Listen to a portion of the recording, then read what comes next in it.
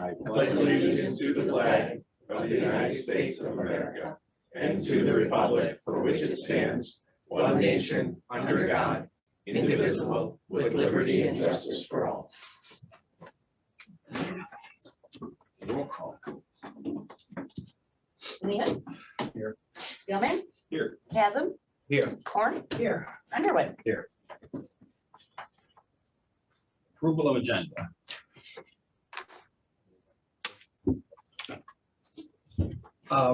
With the changes. Yes. Yeah, with the changes. Sorry, there is one. Was there just one Eight. change? No, there were two, There weren't were there? two, but there's one new sheet. Right. It came in at like 5 Yeah, o'clock I did, Monday. I did see that. Move to approve the agenda with the change. Support. Moved and seconded. All those in support? Aye. Any against? Carries. Is there a conflict of interest on anything? Maybe, I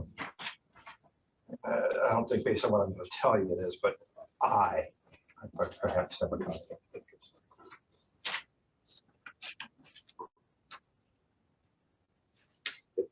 If anybody.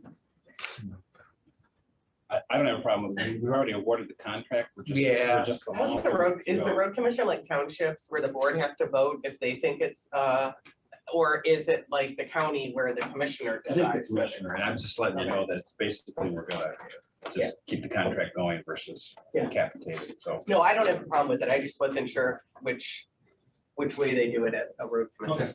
It's noted. All right, it's noted. Okay. No, any public comment? Oh, hang on, Ron.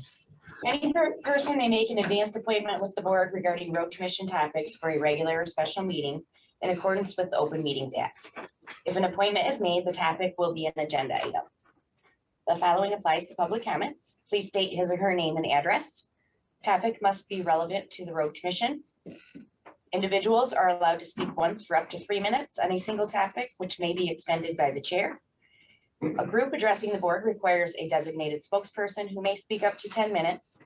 And the board will not act on any item from the public that is not on the agenda.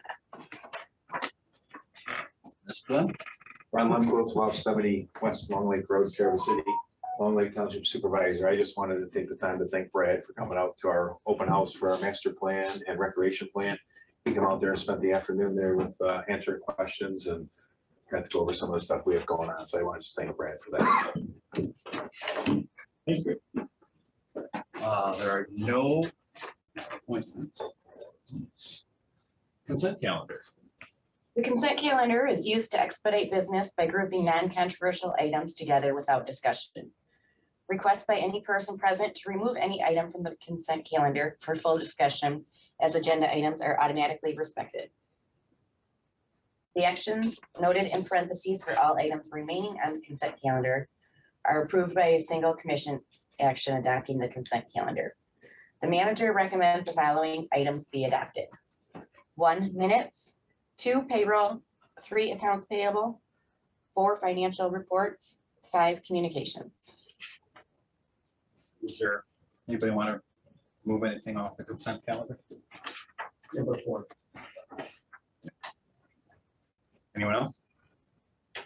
I'll make the motion to approve without item number 4. Okay, we're spending money, so roll call vote, please. It was in a second. Oh, is there a second? Yeah, second, sorry. Now, they're moved and seconded. Can we have a roll call vote? Please? Gilman. Yes. Chasm. Yes. Horn. Yes. Lehman. Yes. Underwood. Yes. All right, we're on item 4, financial. Okay, so this was timely, the finance report, because I was reading over and looking into the bond proposal that we have further on in the agenda, and I was going to say, you know, I'm not going to vote on it because I haven't seen any finance reports since I've been on the board, for the 6 months I've been on the board. So I am glad that we had that. I'm trying to wrap my head around what's going on so that we can help our staff is end of month reporting not being done every month then? Is that, We are doing the checks, the balance requests and everything else and making sure that Yeah. that is. Some of the distributions and spreads that need to be done have not been done on a monthly basis. We had our auditor help us to make sure the way we're doing things is acceptable for an audit process. And now we are up to speed with that. It is still taking longer because we are not quite the expert that Phil was. So it is taking longer, but we are getting to the point now where we can actually generate normal reports based on what we are seeing coming out of the financials. So as the financials go on further with more detail, we can put more detail into them. so the compliance for your reporting isn't a monthly compliance to an agency or a municipality, it is to the auditor at the end of the fiscal year for your, and there would be 12 months of reporting. Right. And Okay. What is our fund balance? so there are two different fund balances that you have to be aware of. We have our class fund, which class is our investment fund. We take money in, we drop it into class, and then we don't pull it out of there until it's needed for expenditure on projects. So class currently has a balance of $10,764,120. Then we have our, what is called our deposit account. And the deposit account is an account where all of our payments come into, but no payments go out of that. They move out of that into the payment funds or the payment accounts to make payments for payroll and to make payments for just normal invoices. In operations. And so they stay at basically a balance of zero. So what happens is when we get ready to make a payment, we do a transfer from the deposit account to that fund. Then that fund writes the checks for what needs to happen. That current balance in the deposit account is $5,624,295. So deposit accounts is accounts receivable. Class account is kind of what we call a fund balance. And then the operations account, which you probably draw to a zero after your accounts payable and payroll, what is that one called on here? There's two different funds, but we don't report on it because it's always at zero. It's always at zero. Yeah, we make the transfer, like when Heather does a check run, she finds the total. Okay, I She see. goes, she talks to the county and says, transfer this from the deposit account to the payroll account or deposit account to the accounts payable So account. it's just done by batch then, however your total batch is, and you transfer that, okay. Okay, so that helps me try to, it's my first glance at these since I've been on the board, so. So you don't have a traditional fund balance account, as we would call it, but you do pull money out of that account for projects and things like that, right? Okay. And so now monthly, we're gonna be seeing balances, like your end of month stuff, whatever it is that you guys are doing. Yes, And then if I wanted to apply for the job as the finance director here, where would I locate that information so that I could submit a resume? that is going to be going back up onto our financial reporting portion of our minutes. And if we want to put some additional, I don't know exactly how Phil had it linked out, but his were a lot more detailed. And But we're if I working wanted on to it. apply to have this job, how would I apply to have this job? Posted for the rest. Yeah, just in any Oh, way. just as Is opposed. there a headhunter firm? Is there a, No, the posting goes out through, we have our Indeed postings and Okay, then yeah. we also then go to like Michigan Municipal League. We go to County Road Association and other marketing places that we can do it. But the MML, because it covers, a wide swath of applications, we have been using them in County Road do Association. you need As well anything as from this Indeed. board to help you find resources to maybe cast a wider net? We have made, like I said, we have posted this twice. Right. And we had thought we had somebody that then took a position in the private sector. So we have started, and this was going to come up in my reports here, but I can say that we are looking at potential of contracting out some of this for the interim. We got a price from Raymond, and it was $13,000 a month to do that position. So Okay. we are looking at potential with that. We still need to talk to them and narrow down exactly what they're talking about accomplishing for us in that 13,000. Because I hope this is the beginning of more extensive financial, okay, because it's hard to vote on things like a $13 million bond if you don't know your fiscal position on that and sort of thing, so, okay. And we just want to make sure that there's enough help for the staff, because this is a lot of work to put together this stuff. And so, you know, that's the job of the board, is to help provide those resources. One of the things too, which I wanted to point out, since we are talking more in detail with this, the MTF monthly revenue that we've been achieving, there is one number that is substantially higher than the rest at 2,457,000. That was in February of this year, whereas the rest of them are in that 1 million to 1.25 million, roughly 1.3 in 1 month. That additional amount was our federal aid buyout.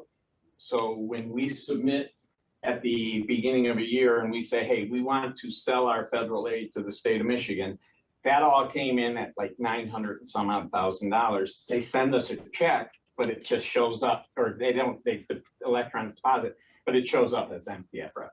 So that's why that month is so much higher. That was 90 cents on the dollar this year, right? Yes. And we're hoping to get it up. We're hoping that the next legislation portion of it pushes it up to $100 per dollar.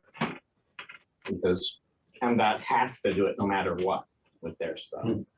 So, and our revenue right now is tracking substantially higher than what it was expected to be. We are looking at having some additional revenue by the end of this year that we weren't counting on.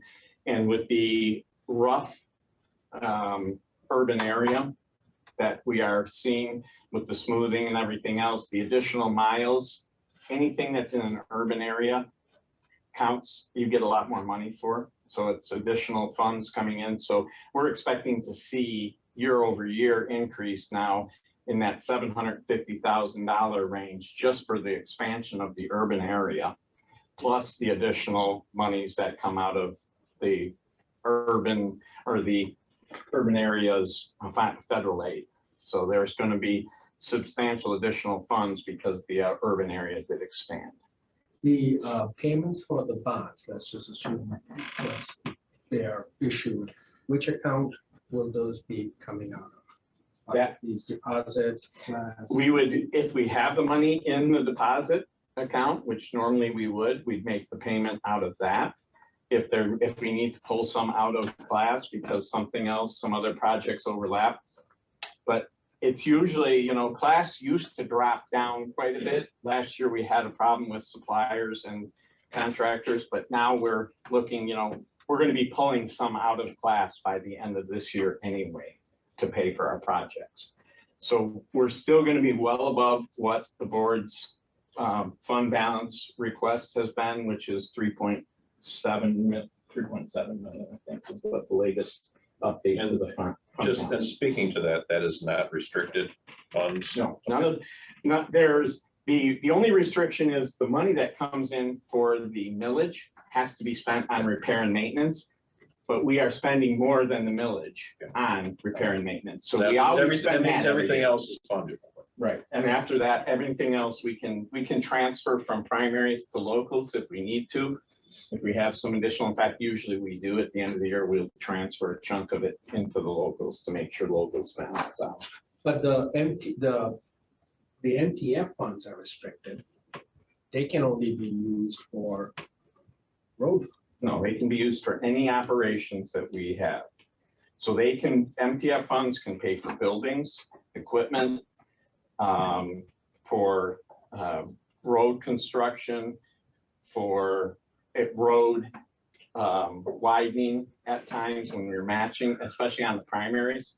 You know, we can pay for things out of MTF above and beyond. Anything that is right of way or related to what we need to do the job of maintaining the right of way. So the MTF revenue in here isn't a separate fund, you're just letting us know the revenue, and then that revenue goes into the deposit account? All the MTF revenue goes into the deposit account. Okay, so There's that other column revenue. is just telling us how much we got that, Yes. right? Okay. Internal. And So then it's not, I thought it was restricted, so I assumed it was a separate restricted account. that just comes in, and that's our spending money for projects, for maintenance, for building repair, for building construction. So ultimately, that will be where the bonding funds come from. Okay. So when we pay the bond off, as we're paying the bond off, it will come out of MTF revenues. And the year-to-date income is interest earned on the fund balance account? That's just that's what we're earning so far this year on interest, Okay. because that balance is where it is. And they just, so they show us, they give us a statement of what we earned, and then they also tell us what we earned per day and what the rate was, and they just increased the rate again in the last few days a little bit, so. Is there a reason why the January and February incomes are substantially lower? January and February, you gotta, when the funds come in, they're for 2 months prior. Because the state collects everything up to, say, the end of November. Then it takes them the month of December to process it, to mail it to us, so we receive it about the 5th-ish of the month in January. So you're talking about November, which there's not a lot going on, and December, which, yes, there's some travel, but a lot of people are off work or they're on vacation or doing other things. So the amount of money coming in for fuel tax is lower. The highest months by far are typically, the revenue comes in for the months or for the actual collections of July and August are the No, I'm highest. talking about the class year to date. Oh, I'm sorry, the interest, I'm Yeah, sorry. is there a reason why for January and February they're substantially lower? No, I think that's before they did their adjustment up to the percentage of income, percentage of interest they were giving out to us in the class out of that account. Because they adjust it on a 6-month rotation typically, so we just saw our next increase of what it's going to be, so it's going up again. But they did have a big up step when the Fed approved that 0.5% basis point. So it did go up for that, and that is why that amount went up. And for nervous Nellies like Alan, class is not insured. What do you mean? Why? Like FDIC insurance? It's not insured. My understanding is class is not insured. They can go into a sweep account, which would insure over the FDIC amount. You know, like most federal municipalities do with in excess of $250,000. Put them into these sweep accounts that can insure by millions. Michigan invests our money. And that fund is not insured. Really? You know, let's look it over, but I believe. We it's not started insured. using that account years ago because the rate was The rate, significantly, they take the risk, significantly but they higher. take some risk. Another board that I'm on has moved things into class. So class account is like a specific designation given to a certain type of account by the banks? Yeah, Michigan. No, it's By the state or Michigan by the state? class, yeah. Okay. And they've actually had better results than a lot of So we have options, though. We don't have to keep that money in a class No. account. We're only doing it because we that get was a better board rate. decision 3 years ago. Yeah.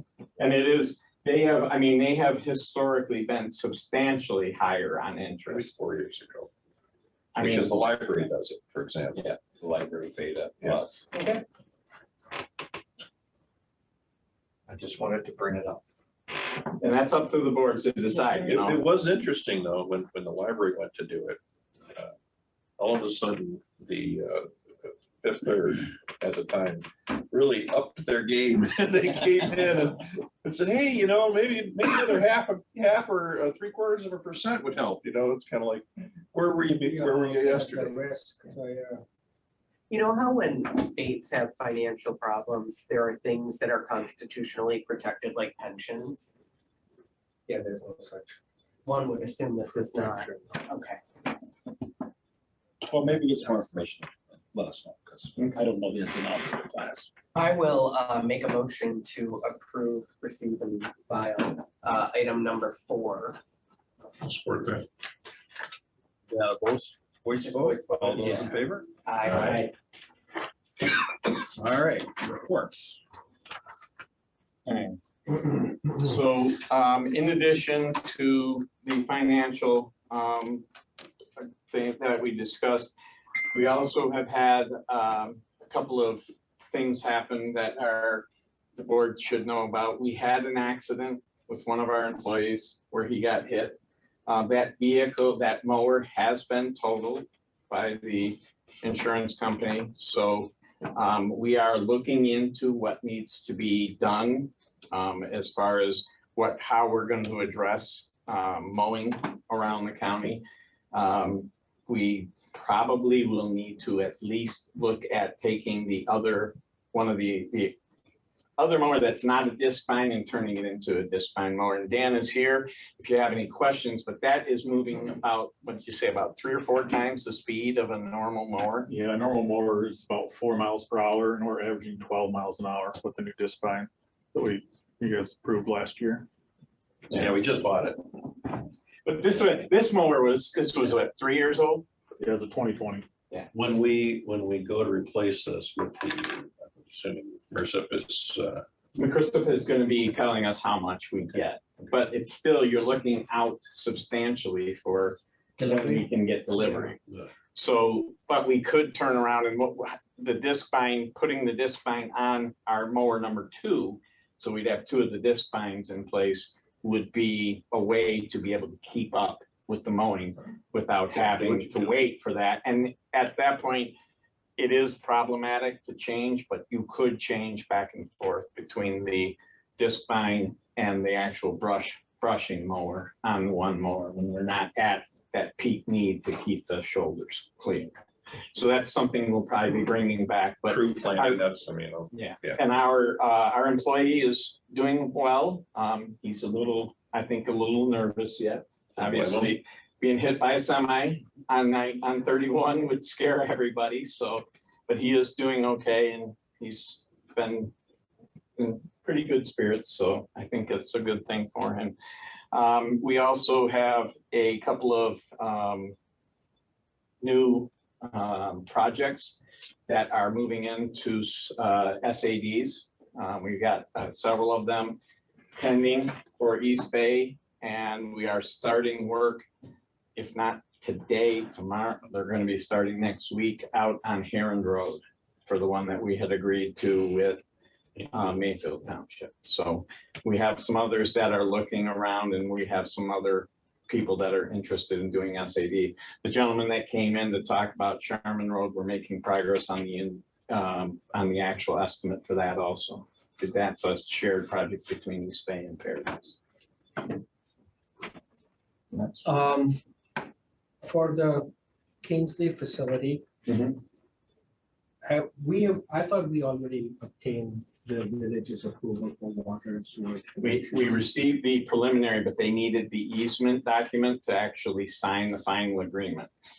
And so we are going to be going to them with the easement document in place because we had to go through a state approval, because that used to be that DNR land that got transferred to Paradise Township, and then we were able to use 15 acres of it. So that easement is the last phase, and then we are going to be going to their board for full agreement. And the board was supportive of us the first time when Joe and I went there. So what's the time frame for all this? The easement is very close to complete, so we're going to be probably going to see them here in August. The village council for final approval? For final approval. Okay. Second, the high water infrastructure grant for Bluff Road that got denied. What kind of grant was it? It was for damages done to infrastructure due to the high Great Lakes water levels. And this was a state grant? Yes. Correct? So where was the grant, who was the issuing agency or granting agency, I should say? Was it MDOT or? No, it was through I'm not sure now if it was through Eagle or if it was through the, I believe so, but I'm not 100% sure. When these grants get denied, do we get a specific reason? They're just They denied. just say, you have been denied. We can go back now and ask them to say, hey, if there's another round, what do we need? What are we missing? But the fact of it is the dollar amounts that they had allowed for it Yeah, were it was- soaked up in. Yeah, I mean, are these, I guess, my question really is, are these grants awarded on a purely merit basis or project, or are they, or could an elected official advocate for the grant My, issue to a particular project? the format of the letter, the way it came in is indicative of these criteria that they use to weigh whether or not it's a valid expenditure. Because they specifically said it was denied, and one of the reasons was the fact that, you know, it's asking for more than the program could afford to allocate for this. Okay, so that was the main reason we were asking for $4 million. We were asking, I think, for a total of 2.5 out of that. And they thought that was very high for a project. Yeah. I think the largest approved one that I saw was like 570,000. And so we are not sure what they're doing as far as a round two though, because there was a huge number of applicants for the amount of money that was available. Wasn't that a one-time appropriation in the budget, though? It was the governor had done that, I think, prior to the election. And it was like a one-time appropriation for this large amount specifically about climate change and water and that sort of And thing. so, but there is a possibility because of the sheer number that we may see another. You'll open on a tranche for. Well, traditionally with the government, once they set aside money for something, they continue to keep doing it, take it away. So there may be a continual fund for that as well. I mean, a grant you can request for 2.5 million, but couldn't they award a grant for less than? They don't have to award the full. They don't have to award the full amount, For the project. I but get that. the spread, the way they spread it, it also looks like it was somewhat, because it's all over the state. It's not like a bunch of them in one area. I mean, they were. And the other thing is, are these grants that only the road commission can apply for? Or could, like, for example, the township apply for them too? Are they? The nature of the request and what it was for, to fix a bluff and road, it was something that would more be our area to apply for. And we've been looking, we've continued to look, and as of now, we have not seen anything. Isaiah and Jay talked in detail before, maybe a week and a half ago, and they haven't seen anything either. So for this amount and the type of repair that needs to be done, we really are in the point of saying, you know, we're probably gonna need a special appropriation to get it fixed. So we are actually working with Peninsula Township to look for grants that both the road commission and the township can apply Yeah. for. Yeah, and if we find one that they could apply for, but we cannot, we will inform them. And if they find one that we can apply for that they cannot, we will. And we're continuing to look, like I say, every couple of weeks, we're out looking at what's coming from the NOFOS and to see if there's anything available. Thank you. Anything else? I was gonna ask about the LPT. Just, has anyone gone to the LPT this year? The, The LEPC, LPT? I was at one, Okay. but they have not covered, they have canceled like 2 of the last 3. Yeah. And the one that they did was when it was Paul Bunyan. Okay. So I was not able to attend. And they also, they've been talking a lot like about they had one that was a big thing with the airport, and then one that was like search and rescue in the water. So Now, LPT is different than the EM. there's two, Yeah, there's the ones that are happening, those happen every month on a Monday. So the whatever, I can't remember. The one that, the emergency management Yeah. Coordinator, Greg. Right, Greg runs all of these. There's local planning team and local Yeah. emergency planning committee. So so the emergency planning, that takes place every second Monday or something like that of the month. I'm not sure. I'd have to go back. I'm sorry. I get Here the it two of is. them confused, so. It is on the third Thursday, it looks like, but that might have been moved actually in July. Oh, this is for August, okay, because Cherry Festival, we cancel all those. Yeah, there's one on Mondays too. I think it takes place at the Yeah. Emergency Management Center. And that's the one that we attended, where they specifically brought the MDOT and all the Yeah. fire agencies. Do we get a standing invitation? Yes, and if it's anything at all related to us, we will make sure somebody attends. Okay, good, because I think there was, not that long ago, there was a meeting where they were discussing about emergency routes, planning. And I was told that no one from the road commission was there. I look at their agenda and I don't remember that being scheduled for the emergency planning team. Yeah. But that might have been under the emergency, the other one that's held right up here, and that's the one that's on the third Thursday. And I know we did have to miss one because of that was on the weekend. Yeah, no, these ones are happening on Mondays, I can pull it up in my calendar. But anyways, I think we should be looking at that as well. Because there is a lot of, these are meetings that happen, that participated in all the emergency responders and emergency, MST and everything. And I understand that most of the time the topics have nothing to do with the road commission, but like I said, there was a meeting which apparently where they were talking about emergency planning, and those are, I think we should have representation at those meetings. And those will happen on Monday, so Yeah, there's no conflict with Paul Bunyan. Yeah, I will have to go back and double check that one, but I don't recall seeing anything on that. Yeah, it's an emergency person, right? Yeah, like an assigned emergency. Yeah, Jay takes any of the emergencies that occur. He's the lead person. Real quick question on that, touching base on the shop report. So we still have trucks down, the main trucks? He says there's a supply chain problem. This is, Dan? Yeah, we're still having issues getting parts in for trucks. how many trucks do we have down right now? Oh, I think there's 2 trucks in the shop currently. We do have parts on order. Peterbilt's, both of them. ETA. A lot of times, we honestly don't know. We put in, they call it like a truck down emergency order. They do emergencies and they just kind of say the next available. They usually start pulling them off the line. All right, I don't want to beat it up or anything. I know that we're having issues with that. Yeah, still. So it's only, but it's only 2. It's not like it's a majority of the fleet. Or Yeah, it's kind of a floating, seems like we're always having trouble getting one widget from somewhere. All right, the commissioners have any updates? I have one.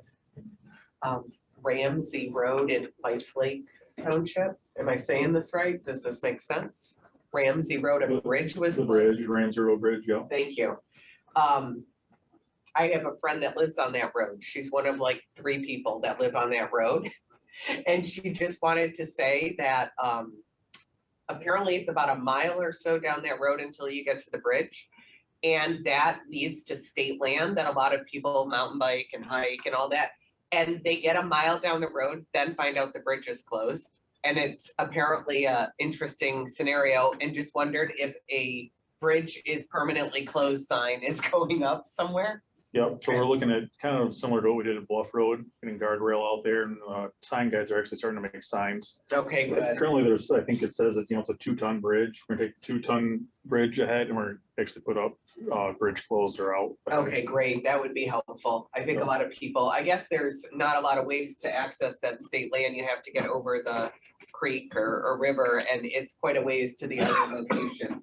So she says that there's some angry mountain bikers and hikers and stuff quite often, so. And And then there is some sort of group of neighbors that are interested in a Save Our Bridge sort of thing. She didn't know about that. She just mentioned it to me, because I wondered. Well, sounds like a great idea for a bake sale. Yeah. So I have been working with Wayne on this project Okay. and he's gonna look into some options of possible some grants or different things Yeah. for like a rural bridge. It's a wooden bridge. The reason I brought it up is just, hindsight is always 20/20, and just thinking about Bluff Road or closing a portion of a road or things like that, we could take lessons learned and apply them to this situation. I think it's a much smaller population, but just something to think about that, there are some people obviously that want the bridge closed. Some people are perfectly fine with the bridge closed, but just making sure that we have good communication with them and letting people know and put the signs up, I think is helpful. So that was it. Just the folks who live in Broomhead were very happy to get that grading done. Yeah. So good feedback on that.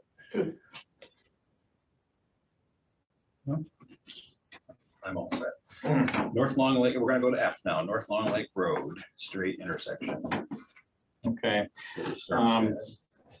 Yeah, so this is the one we've been talking about for a while, going back and forth, what the safest mechanism is.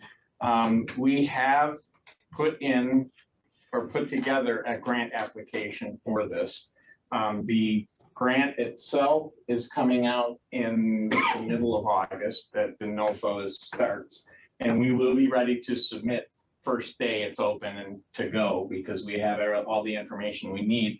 The nice thing about this is a planning grant and design grant. So it would pay for, the actual study that needs to be done, the ascertaining where this would be placed, and then getting a design built for it. So that what we're looking at most likely out there is what they call a peanut, which is a roundabout at Straight Road and a roundabout at East Long Lake on Long Lake Road. And there would be a median between the two. So nobody could just go around and cut through. They would actually have to go through these two.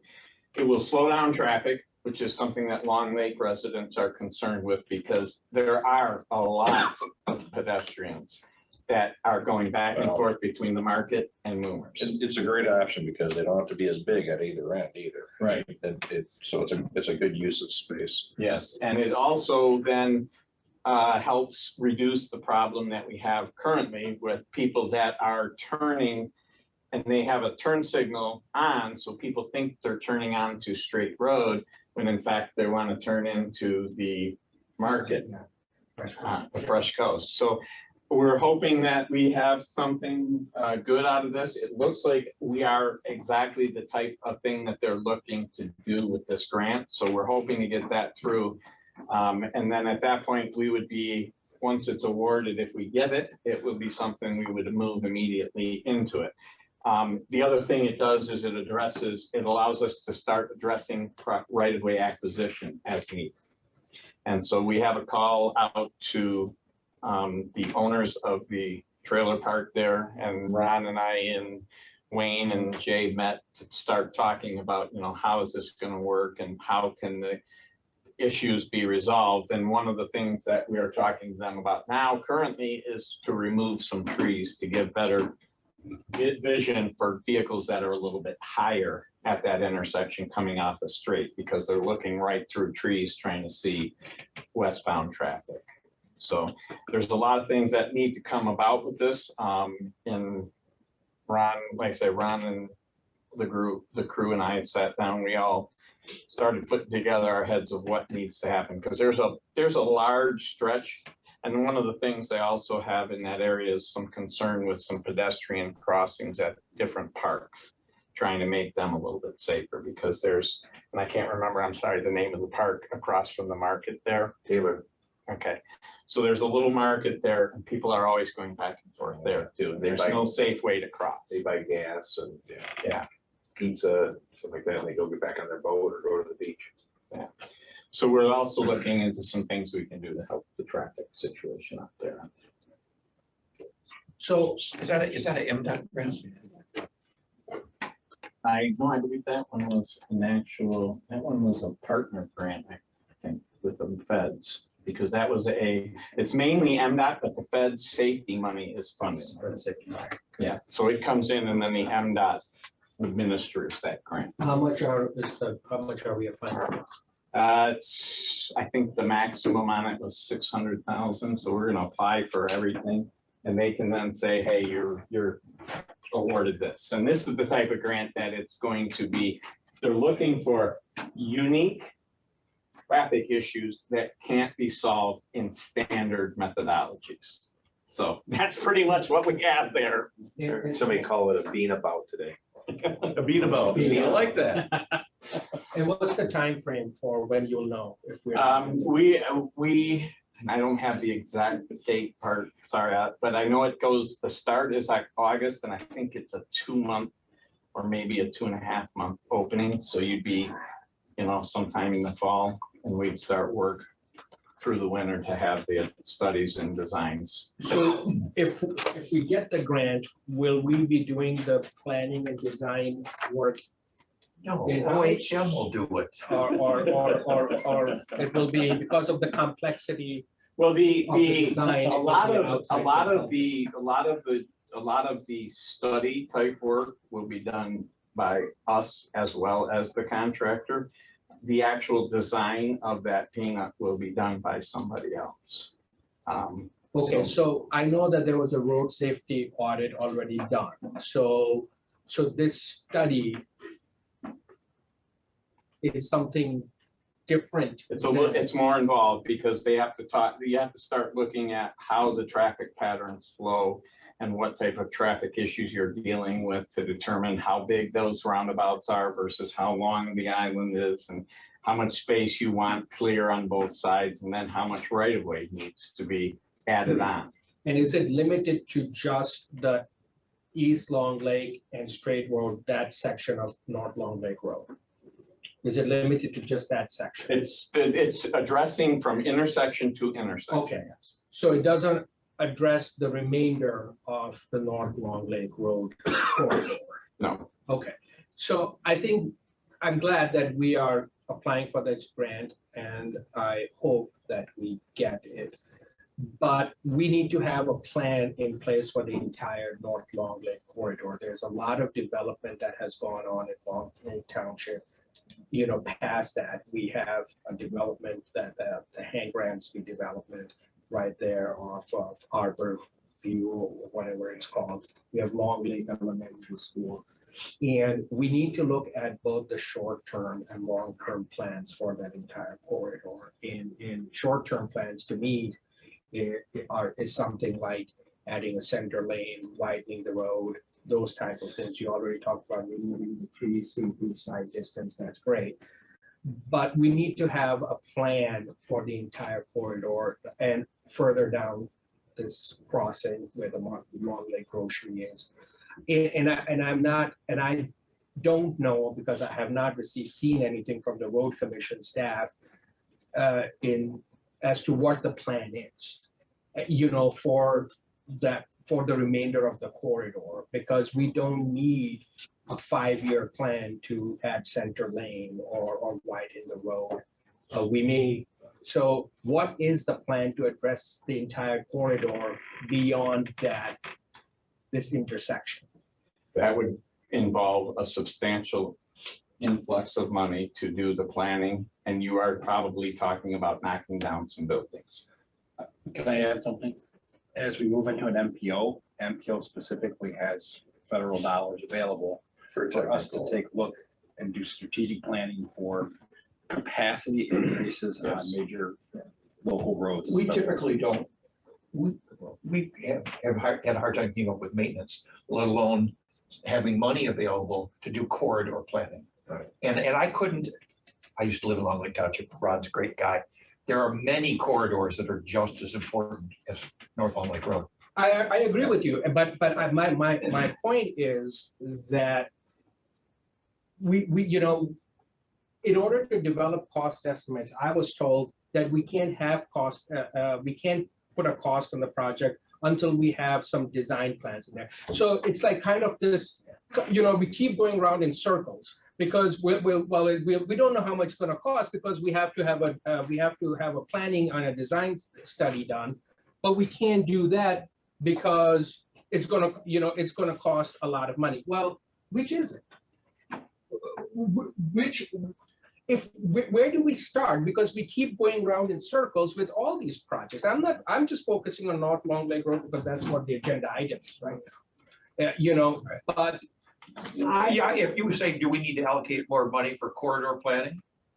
I think that's perhaps It's an argument. a board issue about. Yeah, pick the 5 biggest corridors and the most underserved, and let's look at those. How much right. would I that just cost? want to get the process started because every time I bring this up since last July, yeah, we're going to look at it, but we can't look at it because we have to first, we can't give you a cost estimate because first we have to have an engineering plan done. Well, when is the engineering plan gonna done? Well, we don't know. I asked a couple meetings ago when I went to Garfield Township and they specifically asked me about the problems on Zimmerman Road. I asked here about, this is a really busy spot. It's really close to town. And I don't have any report to go back to Garfield with. And I'm not sure how I get it on the important enough on the agenda for what the staff is already committed to, things to look at. Because we talked about it the last meeting, I think you weren't here. We talked about whether it was last meeting or the week meeting before that about Zimmerman Road and because there were concerns about some safety issues, in that incline and widening that. So it's not just the Long Lake Road corridor. There are other corridors, and it's up to this board to start giving direction to the staff as to what those priorities are and how we are going to get the process. We kind of did though, when our engineers brought to us a list of things, including Zimmerman Road and Long Lake and what we were looking at, and we kind of selected it as board members. I mean, it's not as if they're off the table or being ignored. And frankly, we do have to some extent, we spend money here and there, but I mean, we do have limited resources that, do we want to get a whole new planning process set up for every single corridor at this time? Or in the meantime, something we know that needs to be addressed, which is the straight road Long Lake section. We know that has immediate beneficial effect. I take issue with the word immediate. Well, there's nothing when immediate about when it's done, it would have immediate effect. Yes. Okay, I mean, there's no question about it. They would make that intersection safe. Yeah, You can do almost government speed is anything immediate to make 3 it years. safer. So, Your at government speed is Yeah. immediate 3 years. And what you're talking about at the last one, I thought that was for the road safety grants that we approved for some of the doing some pavement work on that. And if you recall, Long Lake one, even though it was moved to approve it, never got submitted. We made a motion to include the Long Lake project for that road safety grant, but in the end. for the straight road? Yeah, for that project, and in the end, it never got to add lanes. It was a left turn lane and a right turn lane for westbound and eastbound, and it never got included. So it never did. Even though there's a motion. I think the discussion with engineering was, that's so insufficient. It wasn't worth going down. It wasn't worth No, going but there down was a that. motion. I went to the minutes and we made a motion to include that. I know there was a discussion, but in the end, the board acts by its motions. Yeah, And the motion included that. and we didn't do the grant. And we didn't do the grant. Okay, well, So it just gives keeps you that. getting pushed further down. And I would like to keep bringing it up, and I want to have regular updates provided to this board on what is being done on some of these corridors. And what's the process? I just want to know what that we're thinking about. That we are working towards it, rather than just like going radio silent on these projects every 6 months. Can we get a report on the corridors? To what level of detail? To first identify what the road commission believes as the corridors. Yeah, you have to And identify. then maybe, because I know we have counts on a lot of them. Yeah. What the counts are. And that's a good where to start. Yeah. So we can find out where the cars are moving. Yeah, let's identify what those top Can we do that? 3 or top 5 are. Can you do it in one? When, It depends, I mean, realistically, I mean, honestly, we have supervisors, we have township officials. We can have community meetings and then I can tell you this, everybody's got an opinion about what's important to them, Right. you know? But it will be our decision. But exactly, but I mean, but the thing is, we can do it without any great expense, perhaps at the convenience of the Yeah. township officials, if they can help us organize Yeah. something in that sense. I mean, just for us to put together, for us to be able to put together, you know, traffic volumes on specific corridors and show a map, you know, and say, okay, if it's green, it's a C level performance or better. And if it's orange, it's a D. If it's a red, it's an E level performance indicator. Something like that could be done fairly quickly. And that. Yeah, we that have indicates counters, I about- mean- Yeah, we have, and there may be some that need updated counters to, updated counts to collect. Doesn't have to be in any order, just what we see are the major arteries that are Yeah, moving traffic and how much. and, you know, I know we Keystone have, is one of them. I mean, and we have, you know, some ballpark numbers of what some of these are going to cost, but you're not talking about, you know, $1 million or $1.5 million projects. You're talking $5 to $10 million projects. well, I think if we start with a list of where we're at. Yeah. We can go from there. Is that? Yeah, Yeah, I mean, that's a Okay. start. Yeah. And then I'm not saying that we take on whole entire corridor projects Well- in one project. And if, It's a process, you know, but we have to start somewhere. and I can say that if the MPO does go through, the MPO, that's part of what we have to do almost immediately is corridor studies, correct? Point of it. Right. This is so frustrating for me. It's the entire point of it. And one of the first things that this road commission has to do is corridor studies. I know it's gonna make you mad, Jason, but it's the entire point of it. Brad I'm said not- we nothing need like makes me $5 or $10 million. I will gladly go with the will of the board on just about anything. You know? I'm just saying, like, So- that's the whole point of it. Corridors cross municipalities. And we are sitting at a table at the committee with the supervisors and people Yeah. from all the agencies already, and we have access to multi-million-dollar federal grants.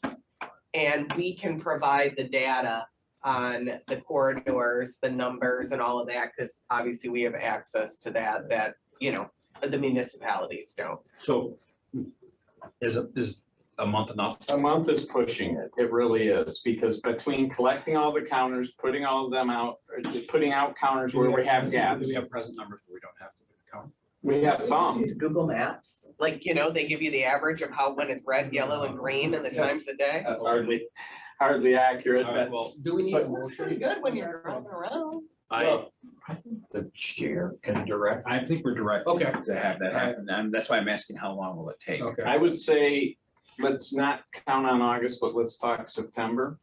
Maybe a preliminary. And we'll have at least, They're gonna at least the corridors labeled and ones that we know, because we have about 15 corridors that we already know do not really meet the needs. Okay. But, you know, each one of That these should be corridors relatively are quick, 5 to and then 10 a little million more depth. So projects. We at least get a overview Mhm. in 30 days, and then we can get more detail after that. Okay. Corridors, help multiple municipalities. It's the perfect joint project. And I would say we've already made great strides by the project starting July 31st at Silver Lake and South Airport by expanding the capacity of that turn lane. You've already assisted Green Lake Township, Long Lake Township, Garfield Township, I mean, all of that. Yep. So things are happening for that. We did have a relatively good turnout last night. And we will talk about that. Yeah.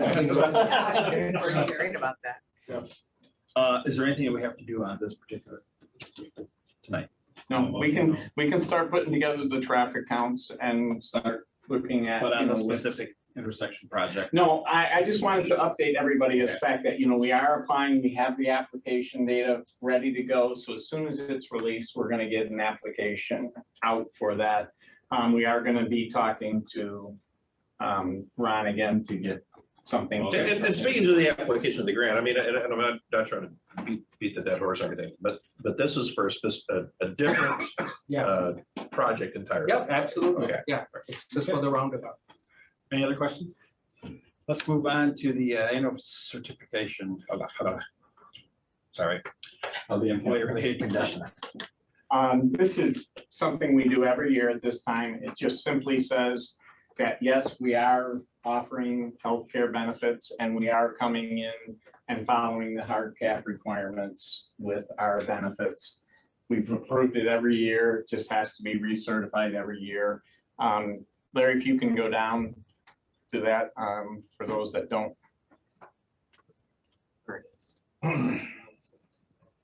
Which one are we talking about here? I need to get down to, G in the details. yeah, so that was Everything. page 63. Can we not just make a motion? Yeah, if you want to, that's Yeah, just- fine. I'm happy. Okay. Yeah, the only thing I do want to ask is when's our next, if you're making a motion, I'll second it. It's fine.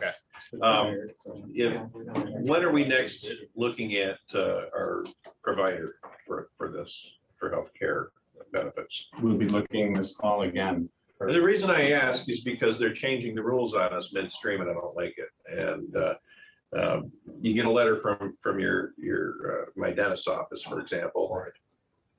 I hate this. It's to say, oh, we're not in their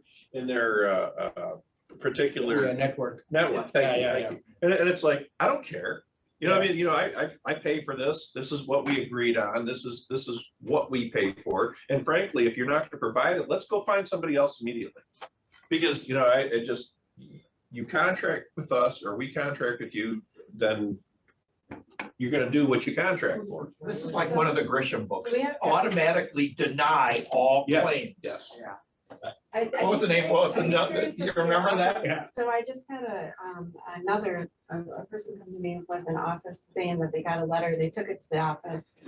The office said, oh, we don't know what that is. So I You're just contacted, starting to get them, I contacted the company. Guardian. Yep, I contacted Guardian. I asked them, to give me some more insight on it. This was just like a day ago. Like, Yeah. this is the only one I've heard of so far. And they told me that as of August 1st, that they weren't, and this particular person didn't have any other information. So I thought it was just a weird fluke thing, but if you have probably a different office, I'm assuming because of the location of this other one. I will reach out and find out more. Yeah. I mean, mine's, I'll say it's Rose Street Dental. I mean, apparently he's not in their network and So, and I don't know if like they need to sign contracts, the offices with Guardian, It's common. My dentist has been booted like twice from because my, they don't do they don't. My do eye their doctor. I mean, maybe we contracts. just give the money to the employees, when we're negotiating this stuff and say to hell with the dental, insurance. But they do automatically deny it. I Yes, had to they go do. to an endodontist or whatever that is and have some brain scan of and there is nobody in town that's on their approved list. Right. Yeah. So I absolutely are right. They're not on the Yeah, approved list. not driving to because- Grand Rapids. Because there's nobody approved. To get my here for that. $60 benefit. No, it's 400. Okay. So when you So got they show up, the one particular office shows up currently because they're still active until August August 1st. Yeah. And so they do show up. That's where Can you clarify if they're gonna be due reimbursements then, even if we pay out of our pocket? they do reimbursements. There's a form. Well, I don't care then, I guess, I can handle reimbursement, but for our people here, I mean, It's a hassle. it's a hassle. Big well, I hassle. have completely different insurance than you guys and I have the same story. Yeah, they're all rats. Everybody, yeah, I mean, I don't know that you could give your money, just quickly change to another company and not have the same story, is what I'm saying, because it happens all the time. I made a motion that we certify these. Yeah. Employees. I second it. Yep. This is a voice vote. All those in favor? Aye. All right, we're gonna move on to Larry and the SRI. So this is our mapping software. This is the foundation for our Esri. And so some of the things you're talking about with traffic counts, corridor studies, this piece of software helps us map our assets. It also helps us do our put a database together full of our asset condition as well. So the database, this software helps us, put studies together, reports, queries, but it is the baseline to our AVL. It's the baseline to our CityWorks work order management system. and really. And it has full compatibility with everything? It is, yes, it is the centralized database that everything attaches to. So pretty much everything we do and on our, every segment, we know, what it is. I know we've approved this in the past. I just. Was it 28,000 last year or Yeah, something like that? last year. We did increase, our costs did increase, also though, because you agreed as a board that we would supply a individual license to the township so they can interact with us. So that's part of the increase from the previous year, because we're giving them a license to interact with us and be able to make changes. All the applications on our website, that's all from Esri. The story maps you see on there, the web applications for construction, everything that, we have in our organization is really run off. So this is almost housekeeping. Yeah, I move that we approve the annual renewal for the Esri Enterprise Software in the amount of $30,605. Second. So it's better than Google Maps. Well, yeah. It's like that, right, Larry? That's all I'm saying. Yes. I got it on my phone. All right, this has to be a roll call vote, so. This is our new app. Chasm, Yes. Corn, Yes. Lehman, Yes. Gilman, Yes. Underwood. Yes. This is our aggregate, or no, I, which is aggregate production. So, and I know Jay's on the phone or on the meeting, but that's okay. I can cover this. What happened, we were able to produce a lot more sand this year.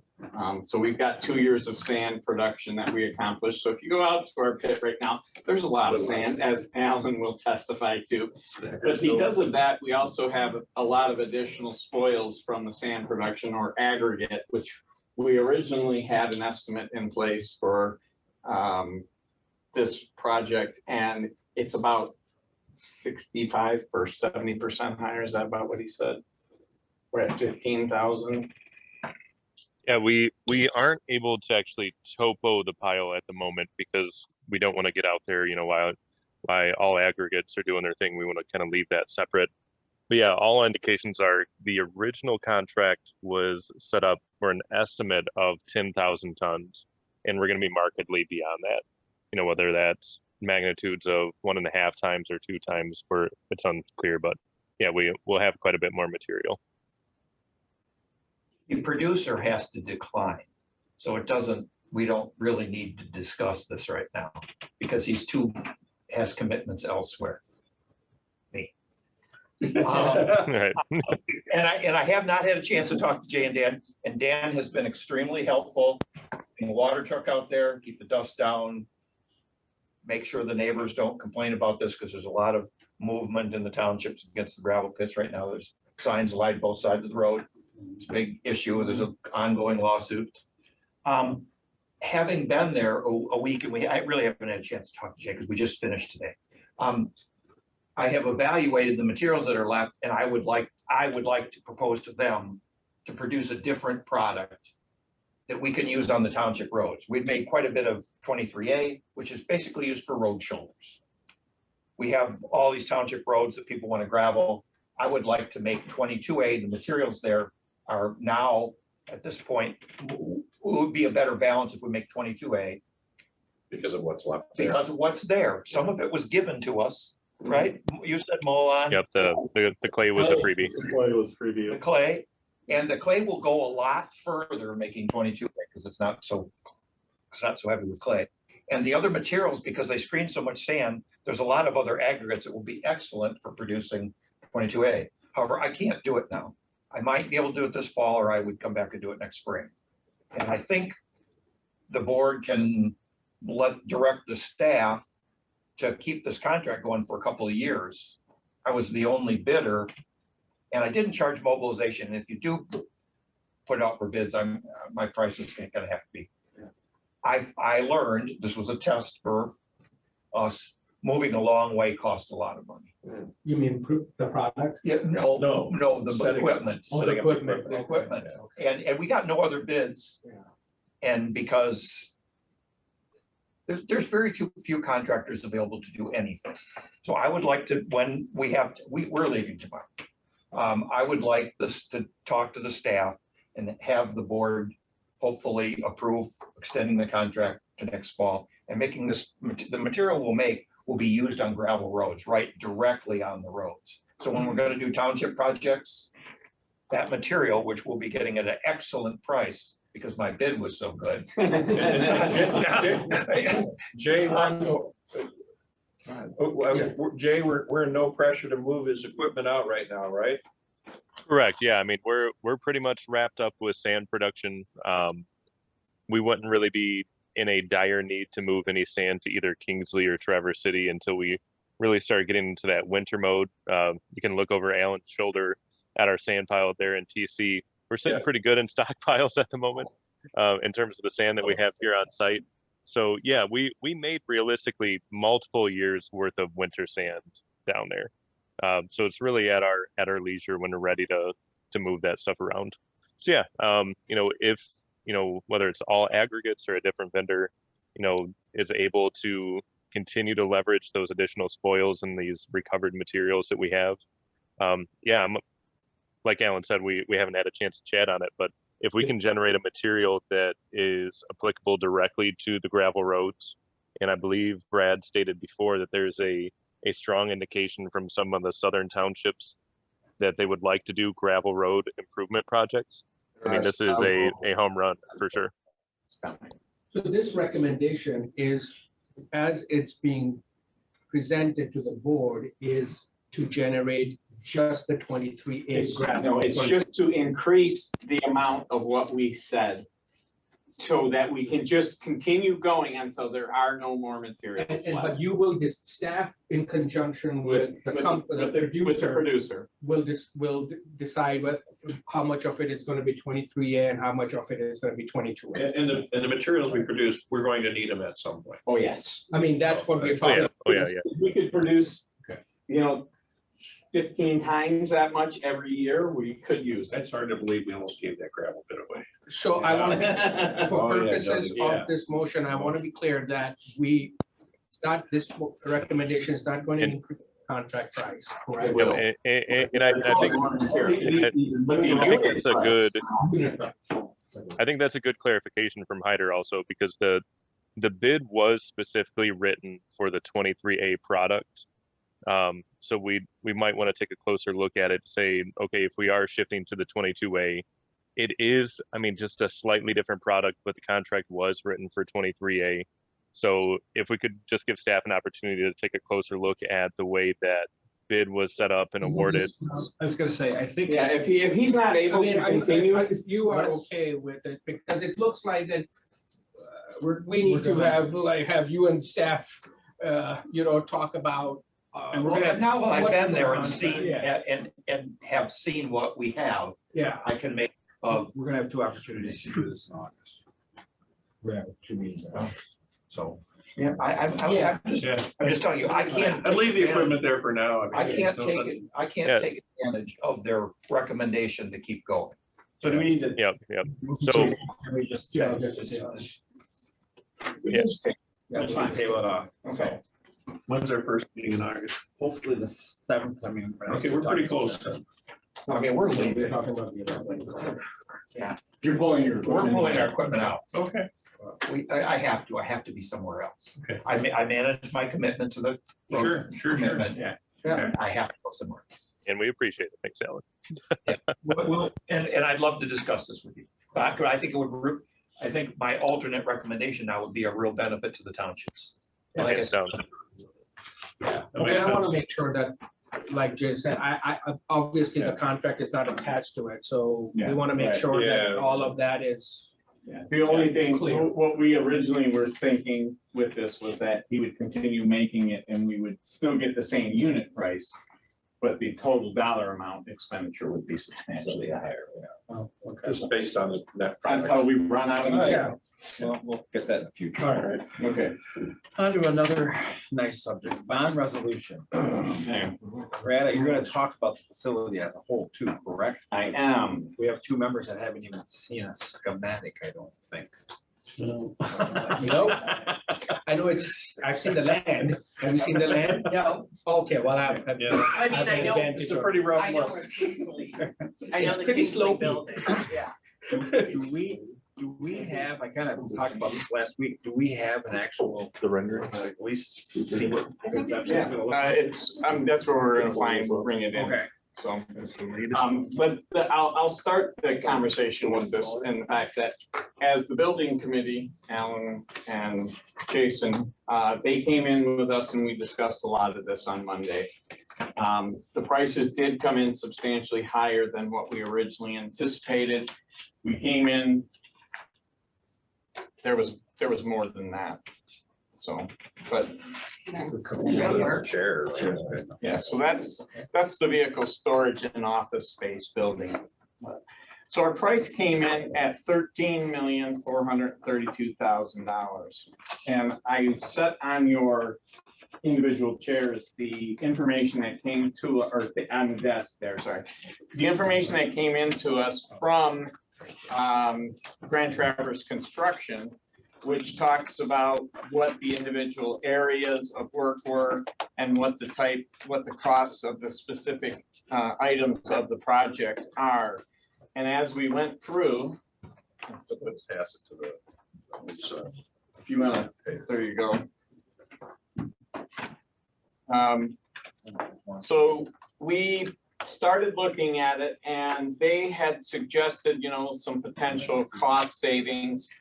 Some of the cost savings that they produced for us are not things we were interested in really talking about because it's not going to function for us if we do it that way. But one of the things they did talk to us about is reducing the length of the salt barn. The salt barn that's out there it's a 200-foot length. It was the calculations though that were done to how much salt could be stored there were done based on a wood wall building, and we're talking about a concrete wall building because that's what everybody is building now. And Alan and Jason asked me to get prices on what other road commissions have put up, and any of them that are in this style have a great range because everybody's is a little bit different in length. So when you're starting to look at like a 200 to 250 foot long barn, you're looking somewhere around 1.9 to 200 or to $2 million just for the salt barn.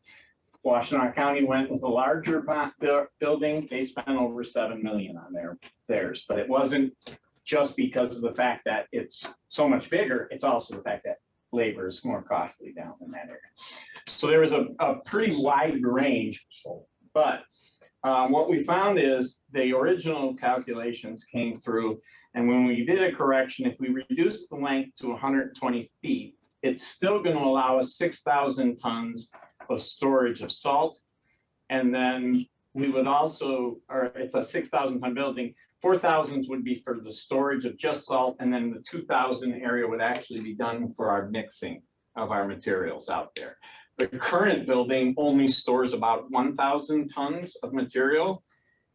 So we're still talking about a 4-time increase, which means that for the most part, we would need one refill at the Kingsley facility, as opposed to every snow event needing to have trucks come in and refill the building. So it's still big enough for right now. And the cost, this is a modular site construction, so we could always add it. The savings on that by reducing that length is $304,000. So we had discussed that, and we don't see much of a concern with it at this point. We also are talking about going to a masonry single width construction because we did talk to the building official in Grand Traverse County, and we have talked to them. They are fine with us not doing it to the office insulation factor. So that reduced the cost of the masonry by $324,000. One option, which is somewhat doable for us, which we aren't 100% either way on, is by not paving almost it's 0.87 acre of paved space, leaving it as aggregate would save us $81,000. Now that would be places where we would store material like that 23A and the 22A. We would store it on site on that area that is gravel. And it would be the way it is. I mean, it'd just be a gravel lot instead of paved, so it would save 81,000.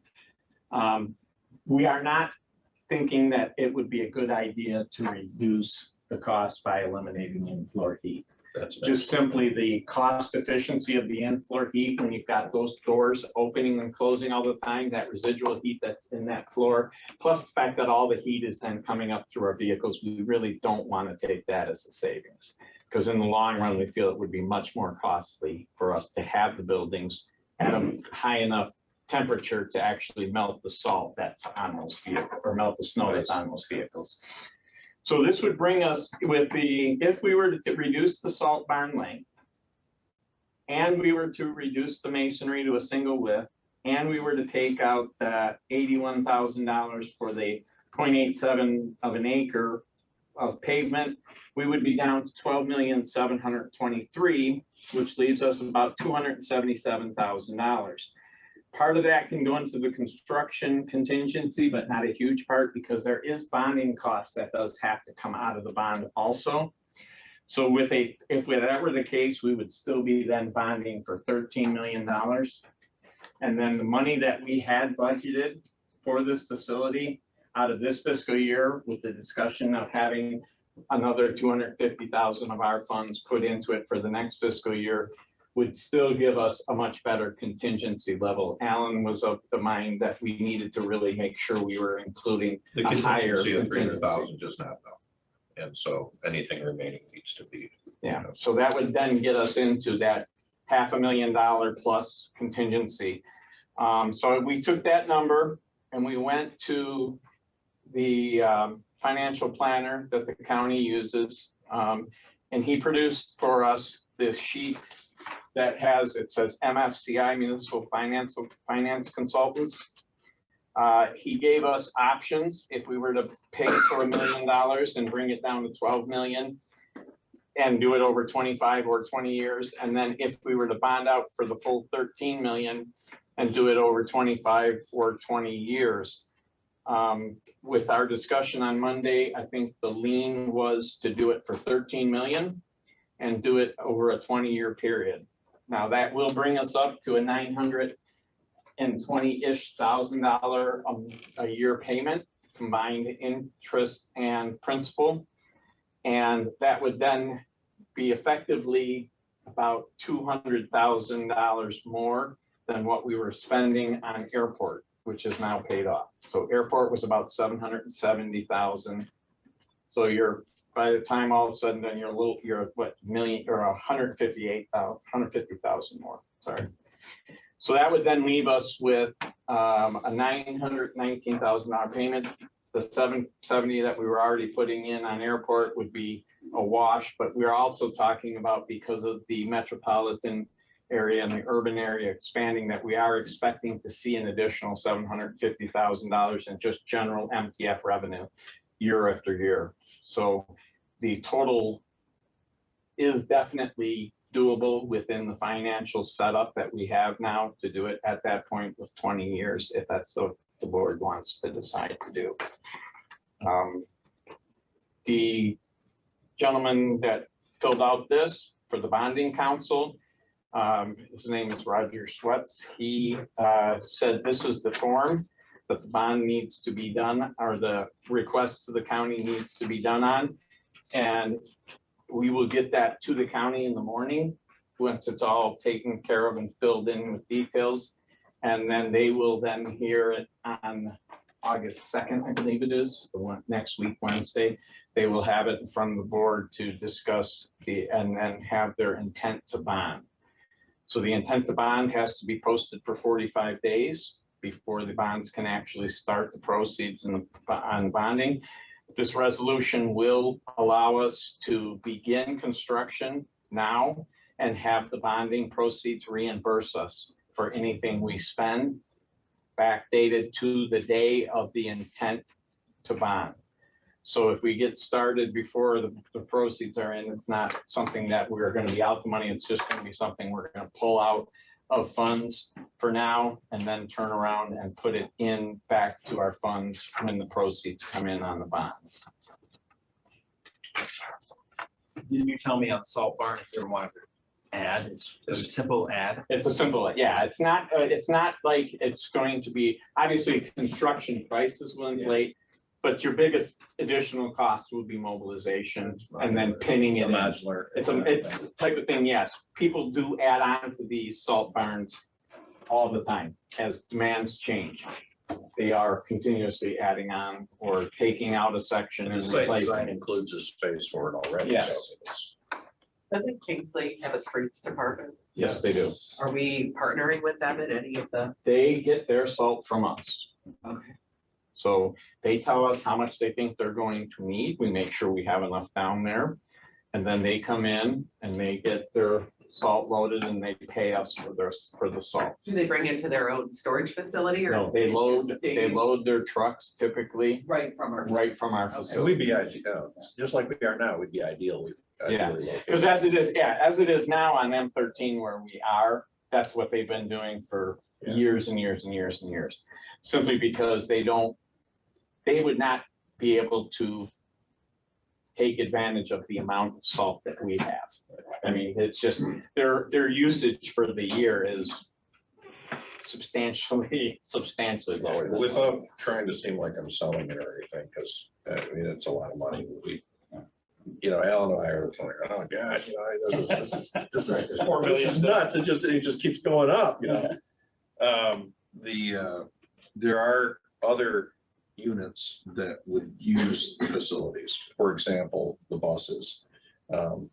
They'll pay us to wash in our bay. Yeah. And looking at different ways, I had suggested, the potential of trying to get the brine from the wash and everything, but that isn't something we can do. So, there's a limit to how much we can recover outside of our normal operations and everything. But the one question about the 81,000 savings for the additional almost an acre of asphalt paving, that cost, it will, just like the barn, as time goes on, it's gonna go up. This is a 20-year parking lot right here. If it gives you an idea of what the per year cost would be just to have it, and who knows what it's gonna cost, at the point where we do need to increase the size. And even here, we do have, we have the entire back area paved, but we do have some storage of materials on gravel even here. So either way on that, we are not recommending one way or another on the pavement. We recommend that we do take a smaller barn because that is a substantial savings. And if it comes to the point where we need to do an addition, other than the cost of construction increase, it's not substantially more. Yeah. And then going with single width walls, the loss of heat out of that building is far more by those garage doors opening every time a truck comes in and out. So, Which makes the floor heat even more important. right. Just doing like rough math, and by no means take these like as any definite numbers. If we went, the difference between going with 13 million for 20 years versus 12 million for 20 years, by the time you are done, we would have paid roughly about $1.7 million more. Right. For bonding for 13 million over 20 years as opposed to 12 million. So let's just say if we go with the deductions like you're recommending, which brings the price down to about 12,723. If we bond for 12 million, do we have an additional like about $1 million to put in so that we end up over the course of 20 years about $1.7, $1.8 million that we will have to pay on those bonds? Right now, yes, we could do that. I mean, we have a $10 million fund balance that is not going to be reduced anywhere to we're still going to be $1 million. It's always. We're still going to be $1 million over what board selected fund balance is at the Which end might be too of the low year. as we grow. But, and that's a decision, we can do it either way. We just need to make sure the language is proper on this bond. But yes, we could, Yeah, there's stuff around, so it's, Well, we could save a lot of money if we just paid cash for it. Yeah, right. well, but I mean, But, so when we approved the budget last fall, there was a vac truck in there for 700 grand.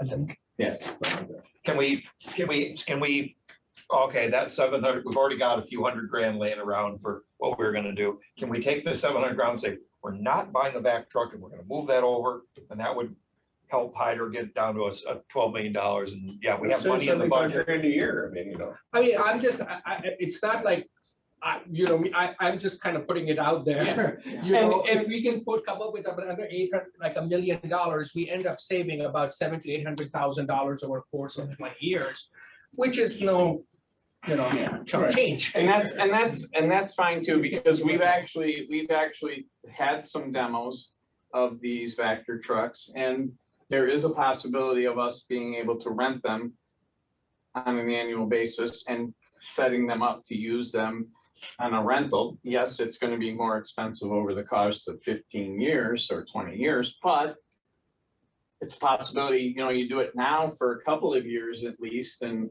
then by then you hopefully have some better fund balance and better idea of where your fund balance is.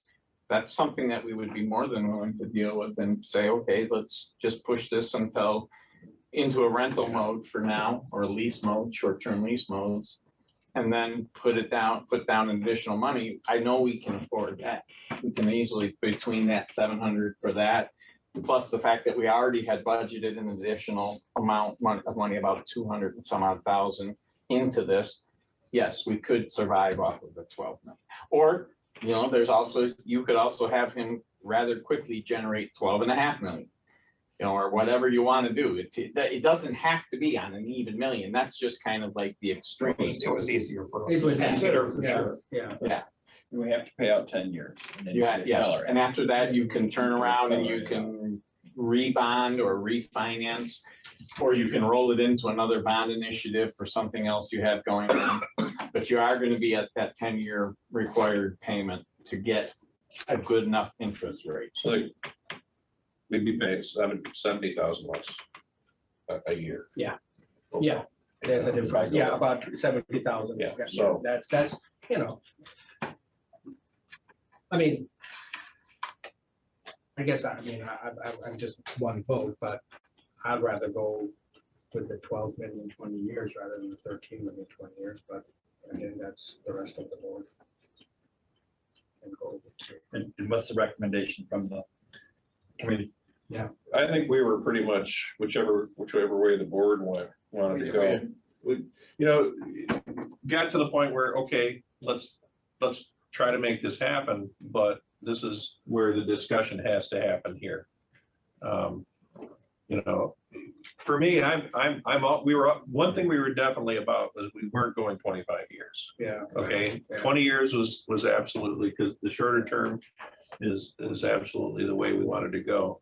But whether we do it to 12 or 13, just things to consider. If, yes, you can talk about a vac truck, but we could also talk about immediate needs on certain roads at times, and we need to, put money in roads too. Which, do we pay it now or do we pay it later?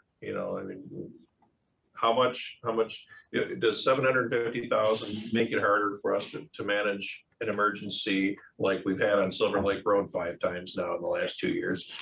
A couple $100 grand every time. Yeah. I don't think it stresses us though, because we do have a float. I mean, the floating balance is always $8 or $10 million, just about. Yeah, it'll plummet until that first, until we get the payment in from the millage, and then that'll jump back up. But then you also said that the bond of the South Airport Road It's been paid. it's been paid, so those are payments. It was 700, that was 775-ish total. Yeah.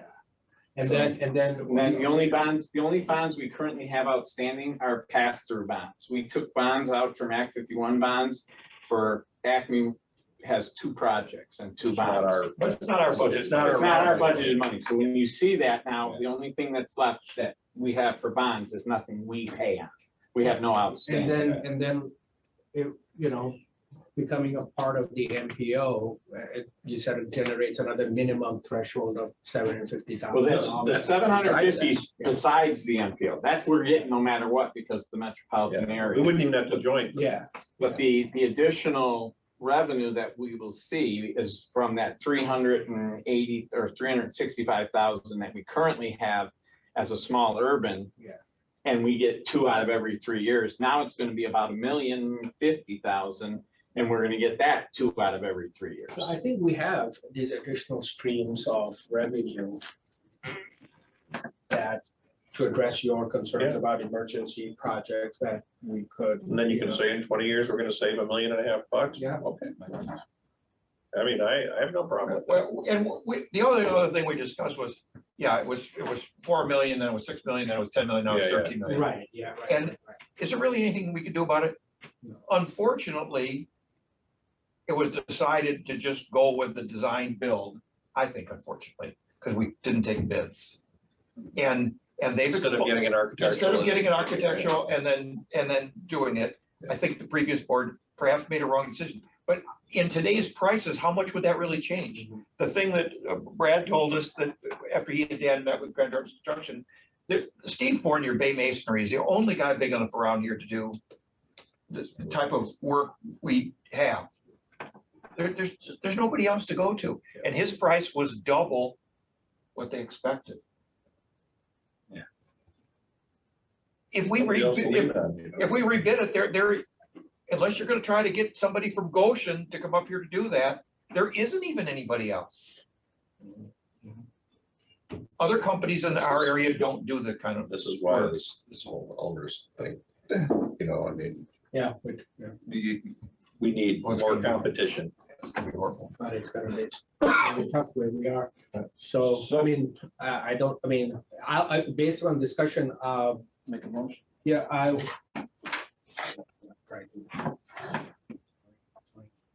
will make a motion to adopt the we're making a resolution to adopt, making a motion to adopt the resolution. I think that's what we're Yeah, doing, right? Yep. Yeah. But it needs, if you're going to 12 million, you need to stress that we are changing all Yes. references to 12 So million. I will make a motion to adopt resolution requesting Grand Traverse County issue general obligation limited tax bonds for road commission facilities in the amount, in an amount not to exceed $12 million over a 20-year period.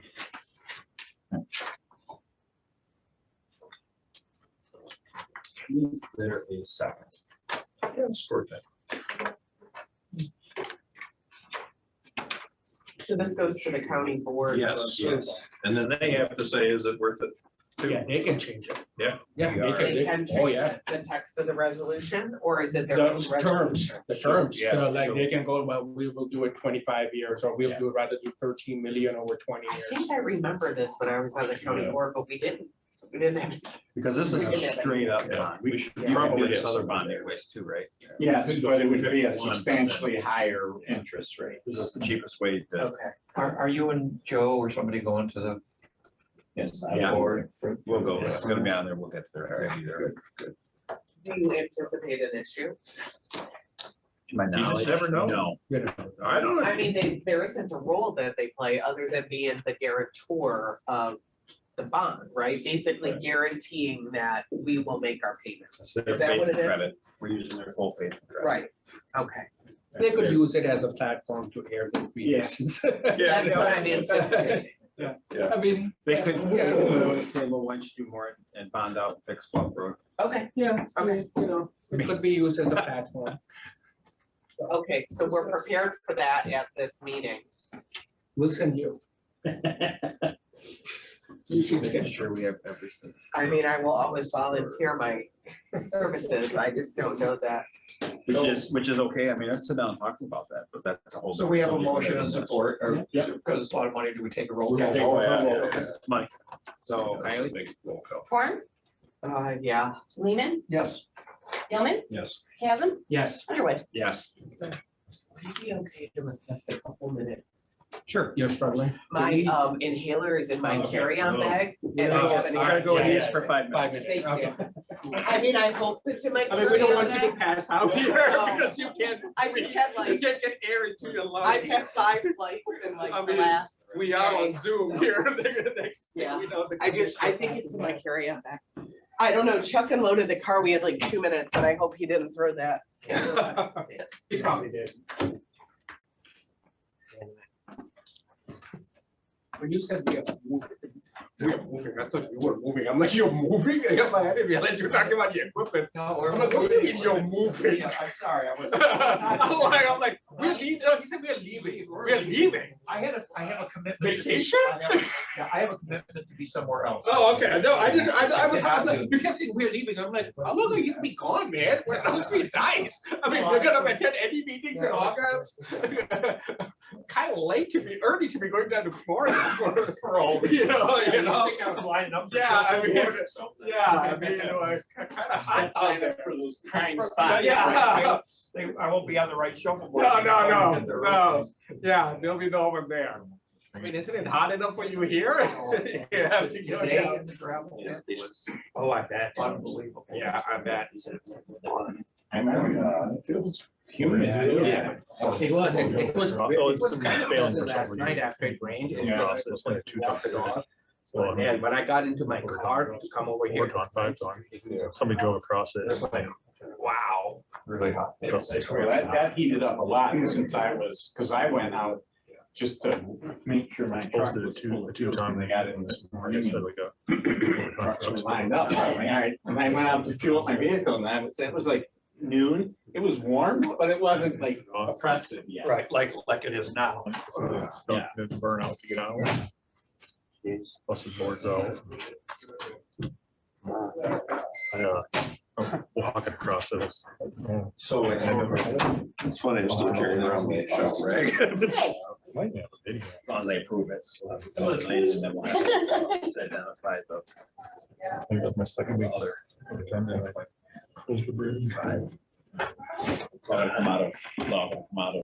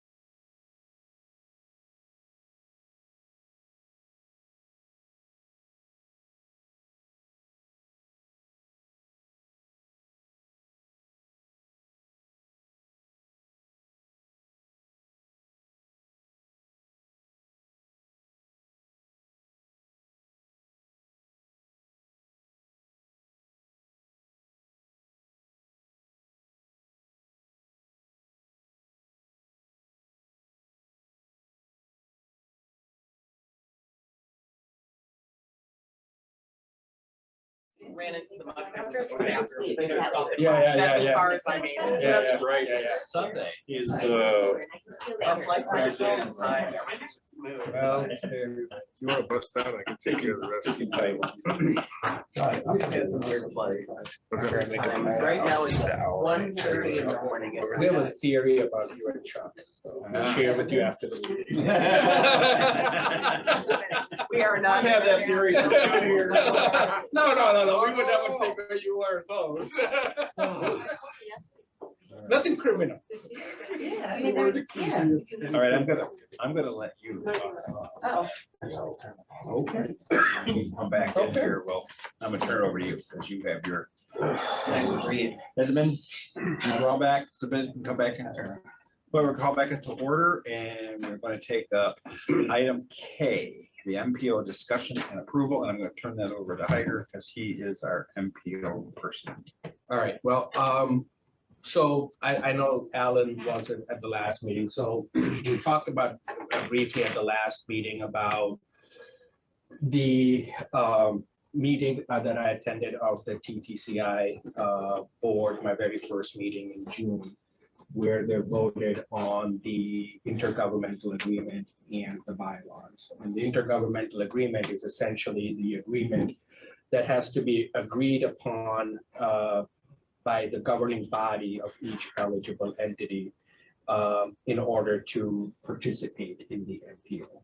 And what we had talked about at this board was the desire of at least majority of the board members to have a weighted vote representation on the TTCI policy board. And so I, at this meeting, recommended that the Grand Traverse County Road Commission be awarded 4 votes, and then 3 votes for Traverse City, and then 2 votes each for Garfield, East Bay, and Blair Townships. There was a lot of discussion, as you can imagine, and almost with the exception of the county and the city of Traverse City, everyone else was against a weighted vote approach.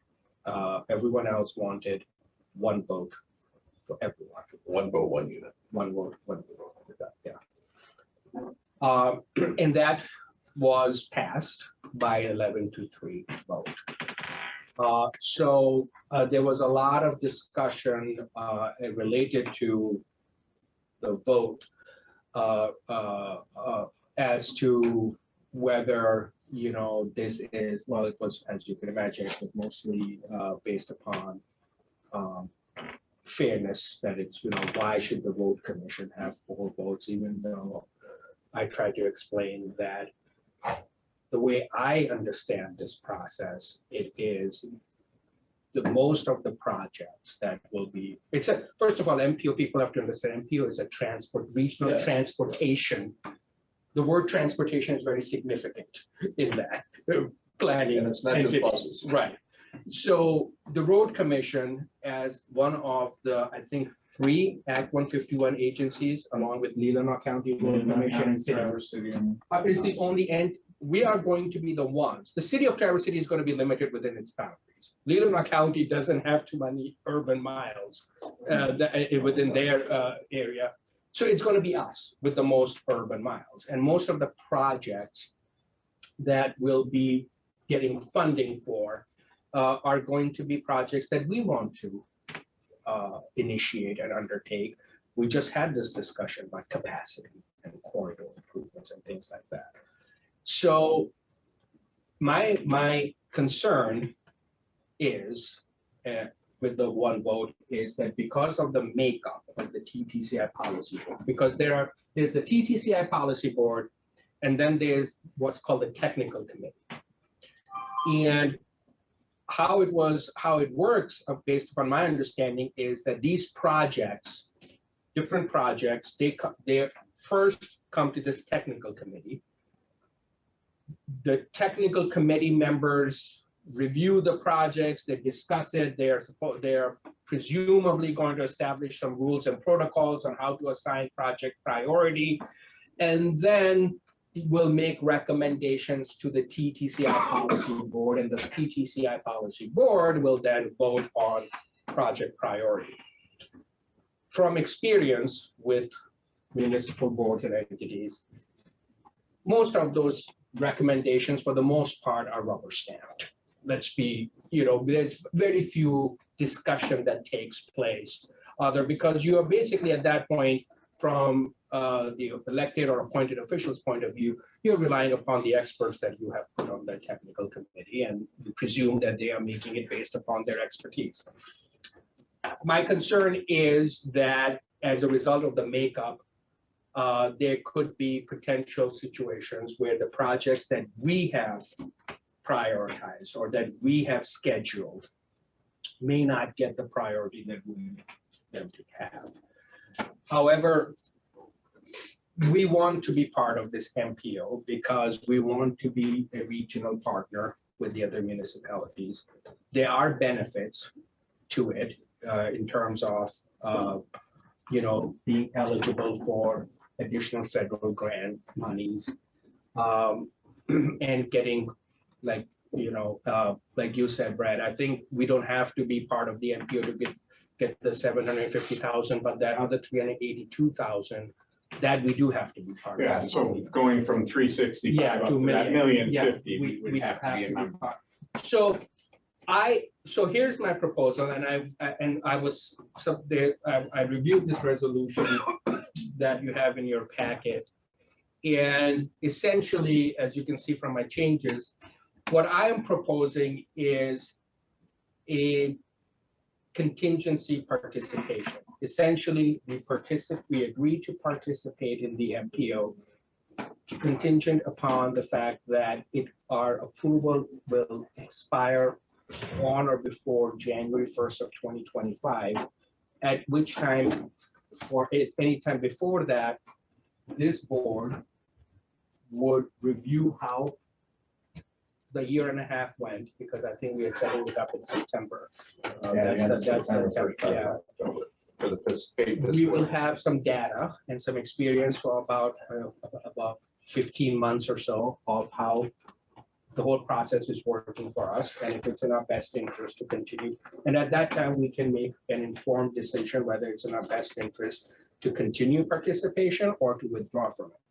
The reason is that the way the intergovernmental agreement is set up in Article 12, if an entity wants to withdraw, it does. Initially, they had set it up that every eligible entity had to agree to an entity withdrawing. So I oppose that. You can't leave unless we say so. Right. Everyone, all of them, not just the majority, but just all of them. Right. So we had a lot of discussion on that because, part of the argument that I made was like, why would we want to do, because then we are trapped kind of, Absolutely. So they changed that, but it still requires any request to withdraw still would have to be submitted to the TTCI policy board and approved. So presumably that approval could be withheld because it's going to be a majority vote. Everyone has one vote. So that is the reason I'm proposing that we join the MPO, but it would be contingent upon it expiring at the end of no later than shall be expiring on January 1st, 2025, unless it is renewed by resolution of this board for either for permanently, and we say like, okay, we are okay with how it's, or for whatever time period. That's So like an automatic sunset or? Yeah, right. It's just so that it doesn't, so that this board will have an opportunity to actually make a decision rather than be dependent upon the TTCI policy board at some point if it decides to withdraw. Okay, so my only question is, do they have to accept the resolution you propose that we adopt with the policy? Do they have to accept that? They don't, and then. Rob said that would be acceptable. Okay. Yeah, I didn't have that conversation. That can easily be incorporated as part of. So, I mean, that's a good compromise in my opinion. We are still participating in it. We are still at the table. We have a seat at the table, and we still have an opportunity to see how this process, whether our concerns are just that and they don't play out, or if they do and we are not happy, we have to still operate in the best interest of what's good for the road commission, and so we make our decision based upon that. So you made that motion that we do this? I can make it and then we can have further deliberation. So I'll make a motion to adopt resolution to establish an intermunicipality committee under Michigan Public Act 200 of 1957 for purposes of transportation planning in the Traverse Study area as amended and presented in the board packet. And I'll support that. Any discussion? I have a question about the resolution. Okay. So there's two contingencies. One is that we can withdraw at any time, even though it says something to the contrary in the policy committee's rules, right? Okay. And the second one is that our participation terminates on January 1st of 2025, right? Yeah, unless it's renewed. Right, unless Yeah. it's renewed, okay. So the overseers of that, both of those contingencies are the policy board. Right? Like, No, it will be, explain to me. so we're just saying we're giving you January 1st, 2025. I think the reason why it matters, I'm guessing, is because it's a membership committee. Is that why there's the voting to let people off and everything? Is that because it's a dues committee? It That's is a my dues guess. committee, but I mean, they had a similar requirement that for eligible entities to join, which they had still said that, Okay. they had that same thing like, well, we have to all vote for it, and it was the same argument I made. Well, if they're eligible and their governing body Yeah. wants to join, then why are we Right. voting on it? So it was the same concept that, and this, by the same token, if an eligible entity wants to withdraw, Right. they should be able to withdraw. So the rules committee, or Consider whatever it is, yeah. did not change it, No. is what you're saying. Okay, I wasn't sure I Yeah. heard that right. Yeah. Okay. So those are those two contingencies, but like realistically, they don't have to accept it, right? I mean, okay. they can say There's that. no oversight on this resolution No. or nothing. No, they can say we don't. So it isn't that the resolution stands only if these contingencies are accepted by the policy committee. This is just our resolution. This is just our resolution. Okay. And these are the terms under which we are agreeing to join the MPO. That's what that's what this resolution, and so if if the policy board says no, then we are not, they're not agreeing to the terms, so then by that effect, we are not joining. We are But theoretically, they don't have to say anything, right? The resolution would just be the resolution. Yeah, that's our resolution. They can say like, well, I don't know if there's an approval process for the TTCI. That's what I'm board. wondering. I don't That's what think I'm there wondering. is. I don't think there is. Okay. Because like I wondered, do the other groups have Yeah. contingencies? You know, I know that Traverse that City first, was yeah. thinking about it. I don't know if that's the direction because Okay. Traverse City wanted, they wanted a weighted vote, but I don't, the way the intergovernmental agreement is written, I don't believe it requires a approval of each party's resolution. Now, I'm only saying that because my guess is that staff there most likely presented a template resolution, Okay, which was what we got, right. you know, to everyone, and I'm assuming with the exception of maybe the county or the city, most other people who voted for it or to approve that intergovernmental agreement are going to accept that resolution as is. So at this point, I don't know. That's probably a question more for Networks Northwest but I mean, but I can represent to this board that by adopting this resolution, these are the terms under which we are participating in the MPO. If for some reason TTCI policy board determines that they have a final approval authority and they say no, then we are not going to be part of it. Because basically, the bylaws are there, they stand, and we're saying we take exception with some of your bylaws. Yeah, Okay, because my question would be, for instance, membership dues is in the bylaws, there's no dollar amount in here, No, that's right? all So in the- this resolution isn't an independently standing document, it's tied to those bylaws, but then we're making exception to some of the bylaws. That's where I. we are couldn't not wrap my head making around. any exception to the bylaws because we are not saying that we are, for example, we are not saying in this resolution anywhere that we are taking exception to your decision to have one vote for everyone. Oh, no, I'm talking about the membership where you could leave, you could withdraw. Yeah, we are taking That's an exception with exception to a that, yeah, bylaw, right? because we are taking that your bylaws require approval and we want to have the independent ability to withdraw without seeking your approval. That I get, the process isn't clear, and I know that's not your fault or anything to do with you. The process isn't clear at all, and I'm curious if other entities have by law exception resolutions, or if we just have that, boilerplate. So, first of all, I want to say thank you for the work you've done on this. I mean, You're welcome. this is mind melting stuff as far as I'm concerned. Okay, I'm a no on participation pretty much down the wire. And at least until the point where I know we have some real control over who gets to run the meetings. And as it is right now, it appears to be the existing TTCI or Networks Northwest, or I mean, that's basically who's facilitating this. And it's like, who died and made them king, so to speak, okay? And gave them that position. What makes them special in that way? Why could we not, as East Bay Township and Acme and whoever, et al. They do. Where we just go, we grab an attorney, we sit down and we draft an agreement between our entities for the purposes of this. I get that Networks Northwest may have some expertise in this because they've been throwing around government money or working with trying to grab government money for decades now in different forms or shapes. But it's very important that if we have a disagreement with the way things are being done or the methods in which we have a strong voice. Frankly, as far as I'm concerned, the MPO is worthless without the participation of the road commission. It is that. And I think that,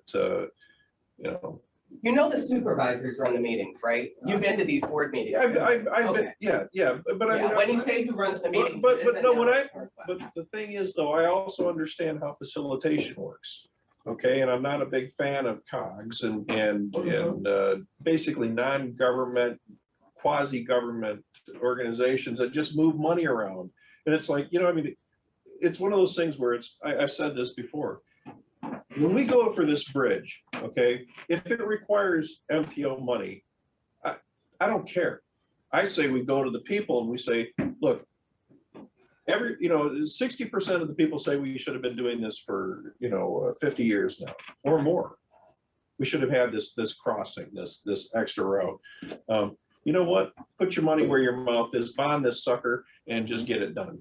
And to heck with the federal money because we don't need it. It's been suggested that a small 10-year would pay for it. Then do it. Well, I agree. I think we should. How come we haven't before this? That is a really good question, and I've said it before. You've heard me arguing with Mark on it. Mark and I think we're on the same page at one point. But the thing is, I really want you to know I appreciate you being there because frankly, if the direction the board takes us there, I'm glad you're the voice there. Because like I said, it's mind melting stuff and you've really got a handle on this and I appreciate it. And I just want to also make one point as to why I am recommending this approach. This MPO is going to be in existence long after this board is no longer there. The supervisors that are there are no longer supervisors. And again, a future board can look at this resolution and say, look, we're just going to be a part of it, and that's fine. Yeah. But I'm not suggesting. I don't like to hamstring future boards either. Yeah, and I'm not also suggesting that somehow the present composition of the policy board is somehow going to say no, block our request to withdraw. But again, this is supposed to be for much further down the road, for years to come, and not knowing how situations changes, how relationships change, how dynamics change.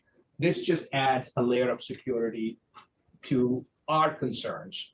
And I agree with you that we are the most important component of that MPO as a. It doesn't make you wonder why our government wants us to generate more government in order to hand this money? Why can't, the money's in Washington that we're gonna get this. How hard is it? Why don't you just, okay, the road commission is gonna use the money. Why don't you give it to the road commission? Why do we have to have this pass the buck?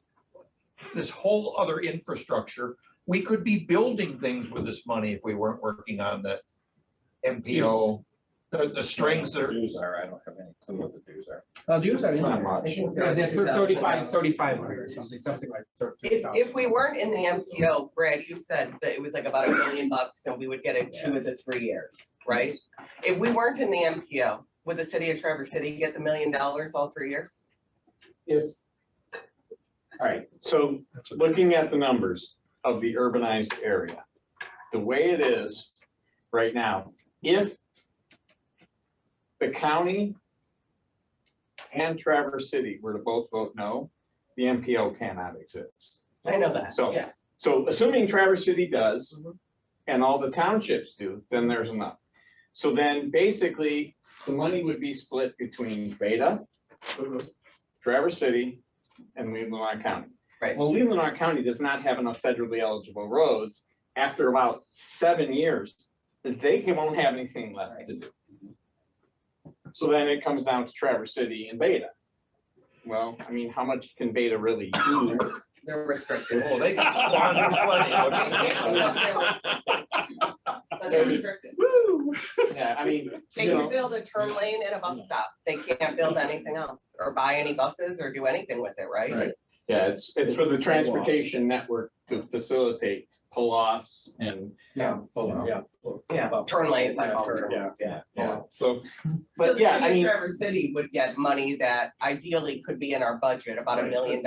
again, at the same time, how many years of that do they have?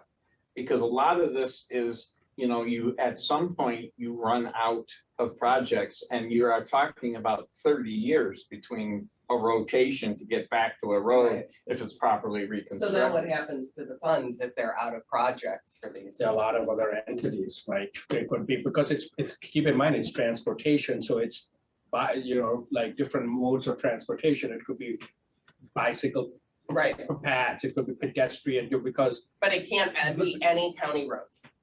Because we aren't in the. Well, it could be MPO. county roads, I imagine. well, I mean. Somebody would have to say, hey, Yeah. county, are you willing to do this? You know, I mean, they. I mean, if there's a, let's say, for example, if there's a county road for, you know, South Airport Road going through Yes. Garfield Township, I mean, they can. I mean, I'm assuming, I don't know if. if they- You if it figure, you works that figure the way. townships have priorities for their roads. Yeah. Why wouldn't they be able to say, hey, you know, we're gonna up our contribution, Because they don't own the roads. Yeah, they don't. I what don't know I'm if they saying can is, pay. but for contributing to other projects, I mean, Yeah, I don't believe a non-MTF or bus entity can receive funds. Yeah. Well, I believe it has to be. It has Why to are they be, even involved? It's just, well, see, they are required by statute I to be understand, part of it. I understand They that. don't have a choice. But what's the point, I bad guess? statutes. It's just the way it's set up, yeah. So I think I'll just vote no then.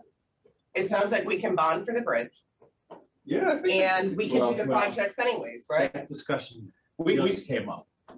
Is that a good way to say it? Yeah, so you're not talking, you're not, You convinced me, Jason. I don't believe in the extra layer of government. So you're telling me we don't lose anything by not being in the MPO, right? I don't know that we're not losing anything in terms of certain opportunities. I'm not gonna say that, okay, because I don't know. You know, But the money's there, but you don't like the process for us to get I it, don't so like we the just won't process, do it. that's me, yeah. Okay, then we just don't do it. I'm the third vote, so it doesn't matter. We got two, I'm the third vote, so. That's the end of it then. We don't have to worry about the resolution, right? I mean, we'll Then call it the doesn't vote, get- and if, we'll call a vote, right? And it goes to the city. They'll And get then, the funds and for the then project. if it falls, the votes will go down where they may. My 2 cents are. I don't wanna argue about the MPO for the I next 6 think you years do I'm on an this board. excellent job, because I think the way it is set up concerns me. And when we put sunsets in, we are saying, yes, we'll participate, but we're gonna review this. Generally speaking, probably before the end of 2024, so that it's, if we're gonna continue, we would do the next continuation with the sunset. I would continue to do sunsets all the way through. as, and Rob did say that there are people, there are 2 to 3 years agencies max. which do have sunsets built into their participation throughout Yeah. the US. We are participating in it, and Yeah. if someone has a problem with sunsets, then I would question why that problem is. Yeah. Because we are participating. in the. Yeah. But nobody's convinced me why we need to be part of the MPO. Well, then that's a Then vote. I mean, what, That's a vote, I've that's your heard vote. people tell me over and over why. We don't should. want you to feel under duress again, so So that's just why, vote. but I would like to hear somebody give me a positive thing about the MPO, just one positive thing. I haven't heard one in 6 months. The only thing I will say is it's a lot of money available for I think grants you that you are have the not. eligible grants, right, we have It's talked the about. it. grants that are the But we huge. can bond for something that we could grant. How many times? How many can you times? do that? No. The benefits I see, and I'm very skeptical on these, is that one, there is additional federal grant money which we can find, especially if we're gonna hire a grant writer. So that person can go in and see what there might be out there. Two, you have all the metropolitan area representatives in one room at one time. Mhm. So you are, and that I think is the purpose of that, from what I've read online through the federal government, is so that the group can sit down together and kind of discern where they want to go as a group. Because Encourage collaboration. encourage collaboration, because otherwise you're gonna have Garfield fighting with East Bay, fighting with Long Lake, whose project's number one. There's value to this process. Well, and we just talked about it earlier, we just did about the corridors. I mean, we just said that these are all corridors that connect not only different townships, but even adjacent counties. So if by participating in the MPO, it makes us eligible to receive additional federal grants that we can then use towards working on some of these corridors that we have asked Brad to identify, then that's another advantage.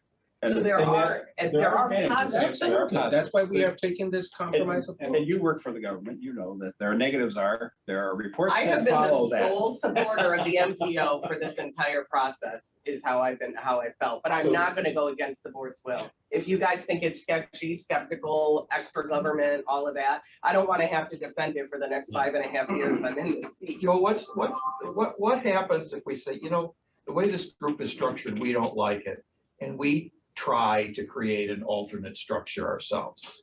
I honestly don't know. We go and we Yeah, why enlist, couldn't we? we go and we Create enlist, our own MPO.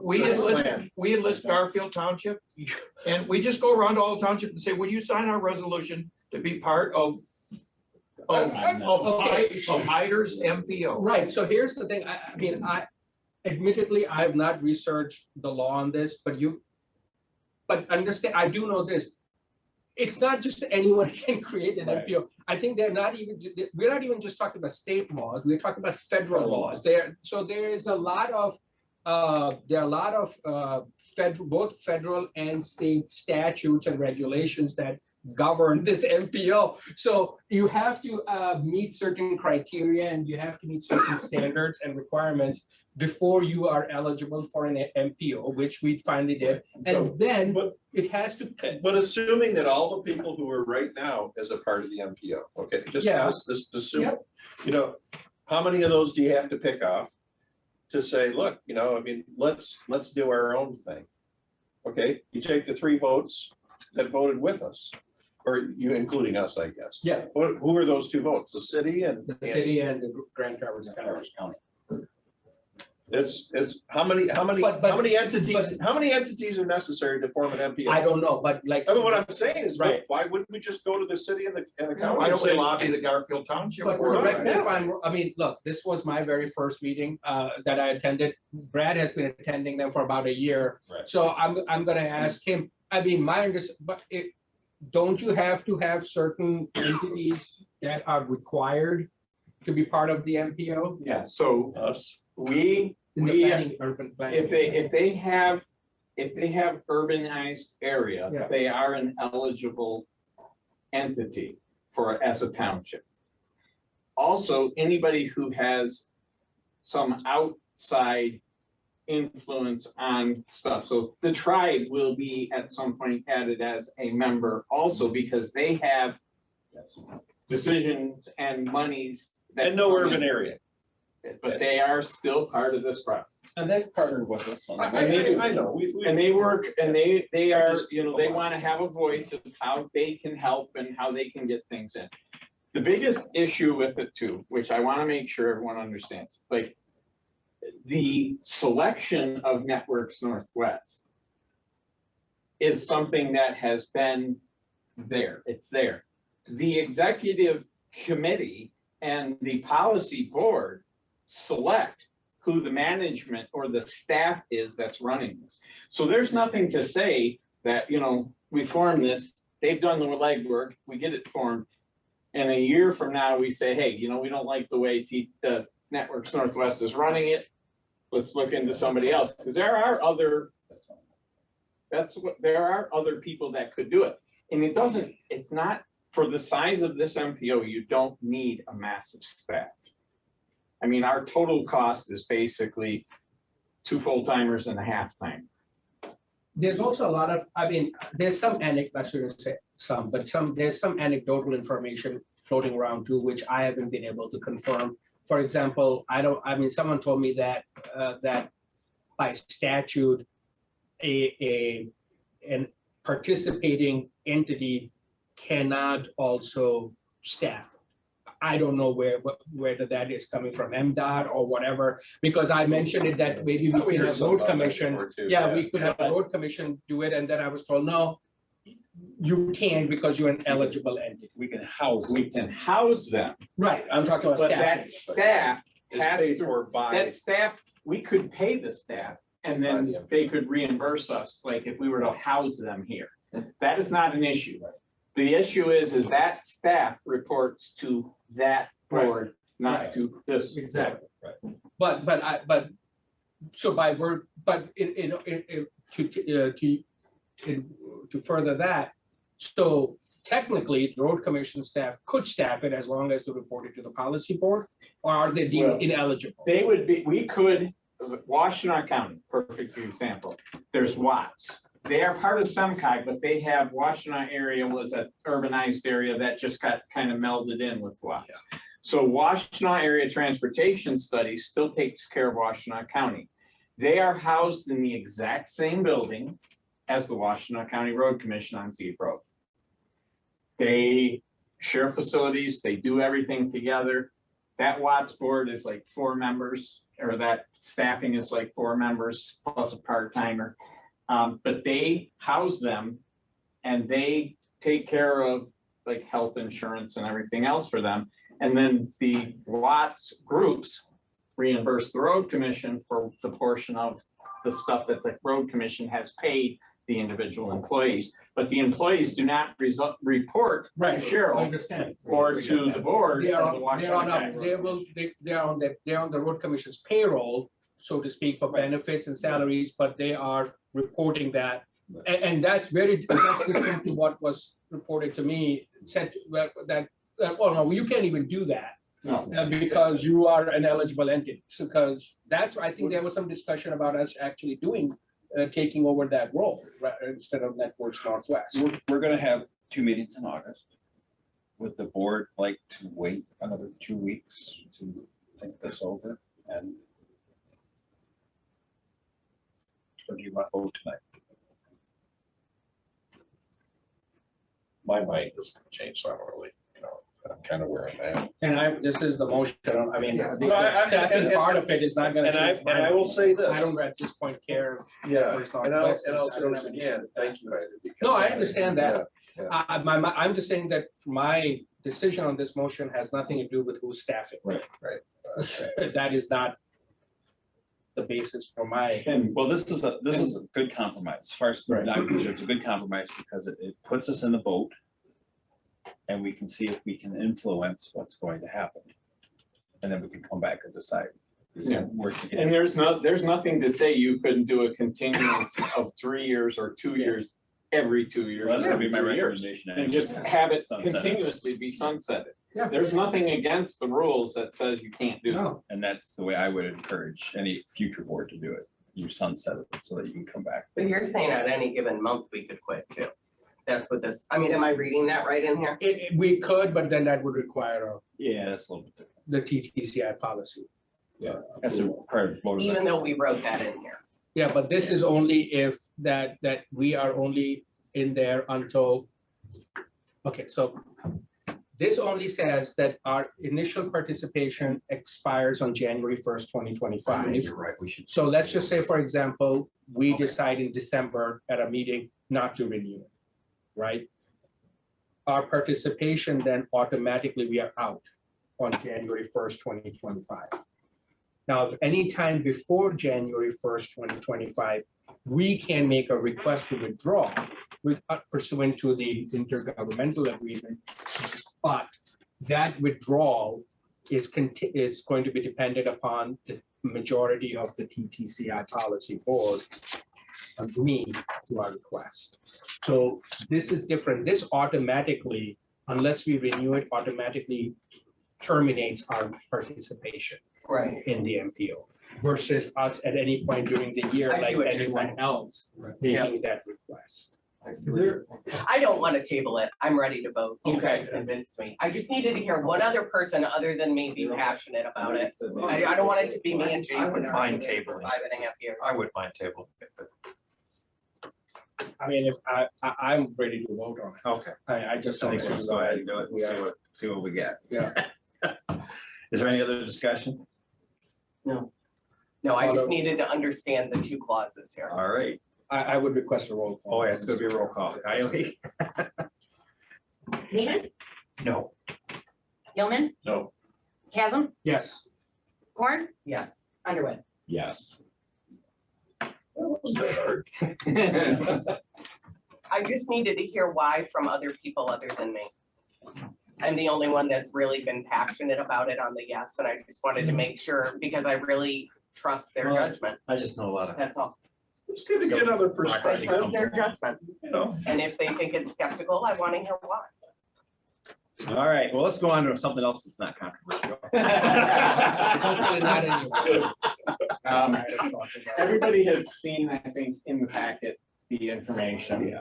So I think realistically, unless there needs to be some discussion, all I want is a motion and to say that, yes, we are resuming because you gave us the motion that we were stopping. Right. We have started simply because the It's complaint necessary. is necessary, but we want something formally in writing, just to say, or in the motion that says, we are going to be, Make we the are motion going that the to board, make the approve motion the procedure. that the board approves the procedure as we have handled it for years. Second, wait, what's the motion? The roadkill removal. The motion is to Approve the procedure that's in the. Approve. Pursuant to the procedure. pursuant to the, right, pursuant to the procedure. Which is in your packet. Support. Okay. I mean, it's what we're gonna do. That's what the staff thinks we're gonna do. Got it all They worked got it, out. we're set. All right, if you look, you've got the documentation from the state saying you're okay to do it. So all those in favor? Aye. Opposed? Motion carries. The east-west corridor meeting, Brad. Okay, so, gosh, it's been, was it just last week or was it 2 weeks? 2 weeks ago. Time has flown. We had a meeting here with the regional MDOT folks as well as one of the leads of the planning group, talking about the east-west corridor and how the procedure or the process would be able to continue. We also had John Roth and John DeMoose here, and they were very supportive of the process and pushing this forward.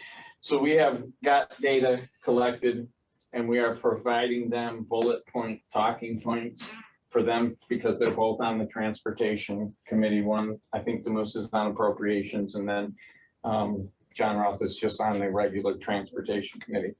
So they are both in support of it. Even at the end, when we started coming around, the MDOT folks definitely seemed more interested in pursuing this and moving it forward. One of the things that did come up as part of this discussion was the potential for generating some support from a conglomeration of counties around us. So we are going to be starting next month with Leelanau County and going to them and saying, hey, we'd like just a motion of support for the funding so that we can build this coalition of people to say, hey, this is a regional project. This is not something that is just Grand Traverse. We had some really good stats that had been pulled from housing studies, as well as how many people live in the county and work in the county, how many people live in the county, work out of county, how many people live out of county and work in the county. And the sheer numbers that are coming in to work in this county from these outside areas really is a supporting thing for us. So we went through this. It was a pretty decent meeting overall. I think everybody from MDOT kind of understood where we were coming with this. There is still work to go. We are still pushing to get some support, like I say. And as we rotate through the rest of the counties and start talking to them, we'll be moving forward. One of the things that was mentioned and brought up at the meeting was the potential, realistically, we are looking at a sizable dollar amount for the local match.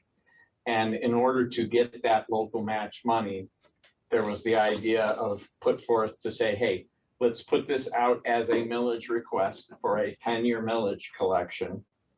And we would collect that money to be our matching portion of the actual crossing and the road that continues on out to 31.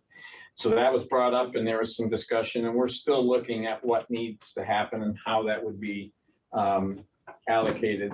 The issue with it is we have to have some funding lined up before they're going to allow this to move to the next phase. So we have the funding plan, which is in draft form right now, sitting in front of the state folks to say, hey, is this what you're looking for? Next month, when we come back, when Bill Zip will be here, we'll be handing out something that we have had some feedback from MDOT to say, this is the funding plan that we're using to try and obtain the funds needed for this crossing project. So overall, I think it went quite well. It was well received. Both John's, the senator and the rep, were very, very interested in pushing this. So I think we have a start, and that was, them being in the room was definitely a good thing to get the regional MDOT folks involved and interested. And Joe? I was gonna say, it was us, staff, MDOT, the two representatives, the senator and the rep. The county was here. I'm trying to think who else was around the table. That pretty much it. Yeah, Rob and Mayor were both here. And that was the first time a millage even got discussed briefly. It is a good way to, it is a great way to do our match, because it would go right into the pilot. You could, it's basically like a project fund, so it gets handled differently. Or the whole thing if we have to, honestly.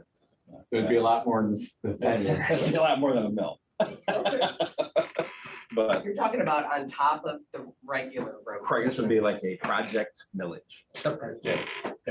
They would- And so It'd be something that's be a one-time. thing. finite, 10-year, Yeah. done. Yeah, and the discussion afterwards that I've had with Nate is effectively when we hit the amount that we need, that millage could be for the last year reduced or eliminated. Oh, or yeah. how Yeah. it- All it this doesn't- should it's always just be a an up cap. to. Yeah. Right, so, It's only August. and they would then adjust it for whatever it's needed when the final monies are developed and come through for us. So, Because bonding would be probably, I don't think we could afford the payments to bond it out. Oh, no, There's no way. no, we'd have to ask. That's a tough one. Makes it political when it becomes a millage. It does, but. But then we know where the public is. Yeah, the public I mean, doesn't support it. it's an absolute, the thing is, see, the thing is to pass something like that, if it did pass, then it's an absolute, there's none of this, the resistance that we've had, okay? We've done a lot to overcome that resistance, and in fact, probably added $50 million to the cost of the bridge, It keeps getting more expensive. okay? Yeah. But that would really, it's like, well, this is where our future is. You guys, you as the community, do you want to support this or not?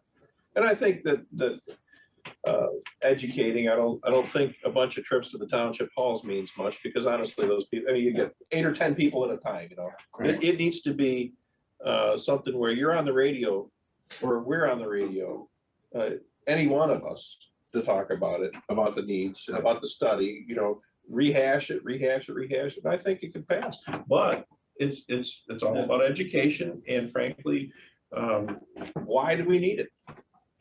Redundancy and Well, I hope the impact on traffic Oh. is, you Can can't you- even imagine it 37% off of South Airport right away. right away. 37%. What's it's a $60 million project or is a match 60 million? The match is about 60 million. Way more, it's a few hundred million. Yeah, I thought it was 60 million was very expensive. How When do you we get started the in 13 1980 and you wrote in 2020, We waited 50 years, that's all. Yeah, That's how the it happened. substantial cost, the most substantial cost out of all of this is the fact that it's a 70-foot high bridge to leave that valley intact. Yeah, that's what we have, environmental reasons. And so, Doesn't sound that expensive. I don't think it's that expensive. Maybe you can give us a quote on it. but then, you know, I mean, because the road, and then your next thing, obviously, the road is going to be expensive, but the big expense on the road is right-of-way acquisitions. You know, there's a lot of But right. that's the one, and we went with the road that had the least right-of-way acquisition. Right, exactly, precisely for that. That's what it was, yeah. And this bridge, I mean, this bridge actually has a life of its own because I was in a meeting with Garfield Township and they were asking about being able to connect water and sewer and gas lines and electrical. So it's going to be a major. Public service, Yeah. it is. I mean, I was standing in this meeting, she was talking about, their engineer was talking about a 30-inch main going through there, and I'm like, that's the first I've ever heard of that, so there are other services that are gonna happen at the same time. Well, One of the sides of that thing, wouldn't it? I mean, obviously, this is just a proposal, but the millage, to Jason's point, if we go down that route, we would have to make sure that we do a very good educational and promotional campaign, because the last thing you want is, because if that fails, you're not coming back. No, I mean, you have to, this. yeah, exactly. We're done. And all that work that we have done up to this point is gonna be down the drain, all those studies and all those assessments. But if it was down the drain, we certainly have the support of most of the community that it's down the Well, drain. I know, but, I mean, yeah, I mean, you kind of have to. but it has to be, because there's a lot of misinformation too out there, and that's so, That's true. so if it truly goes down, then at least it goes down through a well-informed Got it. voters, you know, and not based upon misinformation. Information, not encouragement to vote. Yeah, there are ways to do it. All right, let's keep moving, I guess, unless there's more. No, Oh, the public hearing. So, yes, last night, we did have Public meeting. the Silver Lake and South Airport public meeting for the project that is going to be starting on Monday. For the next month, it's only construction of signals. But following right after Labor Day, there are 3 phases of work. Each phase will take approximately 2 weeks. Starting on the west side of Silver Lake for 2 weeks as we widen that out. Then we will move to the northeast side of Airport, widening that for 2 weeks, and then the southwest as we widen that. So it's a 6-week roughly process. The last paving will be done as one final paving job, and it will be done in the night paving operation so that they can make sure that there are no seams or anything else. It was well received. The people that live out in that area have a very difficult time right now, and a lot of these subs turning left out of their subdivision because the traffic during rush hour especially is backed up to Best Buy at times. So understanding that this is going to make a huge impact for that intersection, most people that were there were very, very happy to hear how it's happening. There were a few suggestions of, some additional things that could be done. We did talk to a lot of people about what about cut throughs through my subdivision. And realistically, the one subdivision that has a concern with cut throughs it's not gonna be an issue because they're never gonna be able to turn left when they wanna leave that subdivision. Yeah, you can't turn left off of there. So we feel, you know, if we need to add signs, we've talked to them and we said, you know, if we need to add signs, no through traffic, we will. But the problem is if you put them up, then people realize That's the way to that that's a go. way that can be used as a cut through. So, you know, it's a dual-edged sword there. We had about 26 people show up, which I thought that was actually pretty good. A lot of them were there collecting information, taking photos of the displays so they could take them back to meet with their groups in their subdivision. So And we direct mailed to how many? 371, I believe. So, and we had a lot of other questions too. People called that said, hey, I can't make it. What exactly are you doing? There's one person that was negative because they wanted the project to go all the way from Silver Lake to airport. And Your time. put in more pavement out there and make turn lanes off. Traffic in and moves out. along, they're pretty good once you get flowing. So, and I think, you know, the biggest thing people had to understand too, a lot of them were questioning the length of the pockets. But the fact is, when you're talking about adding that second lane, the whole timing of the signal is going to change because you're going to have a signal that's timed to let enough traffic go through on 2 lanes instead of 1 lane, which isn't going to cause that backup from North Silver Lake that they've So it's historically gonna had. shorten it up, shorten Yeah, the cycle. It'll be able to Yeah. flow makes sense. traffic much better. Great. So, and it was, like I say, it was very, very positive overall. So we are going to be doing these from now on, whenever we have anything that's a major change or impact to people. Not to a normal resurfacing project, which is just going in and over the course of a couple of weeks. But we are going to be sending more letters to people too, to say, hey, you know, there are some things that we're addressing here. To keep them informed of what's happening. So I think for a first run, it's pretty good.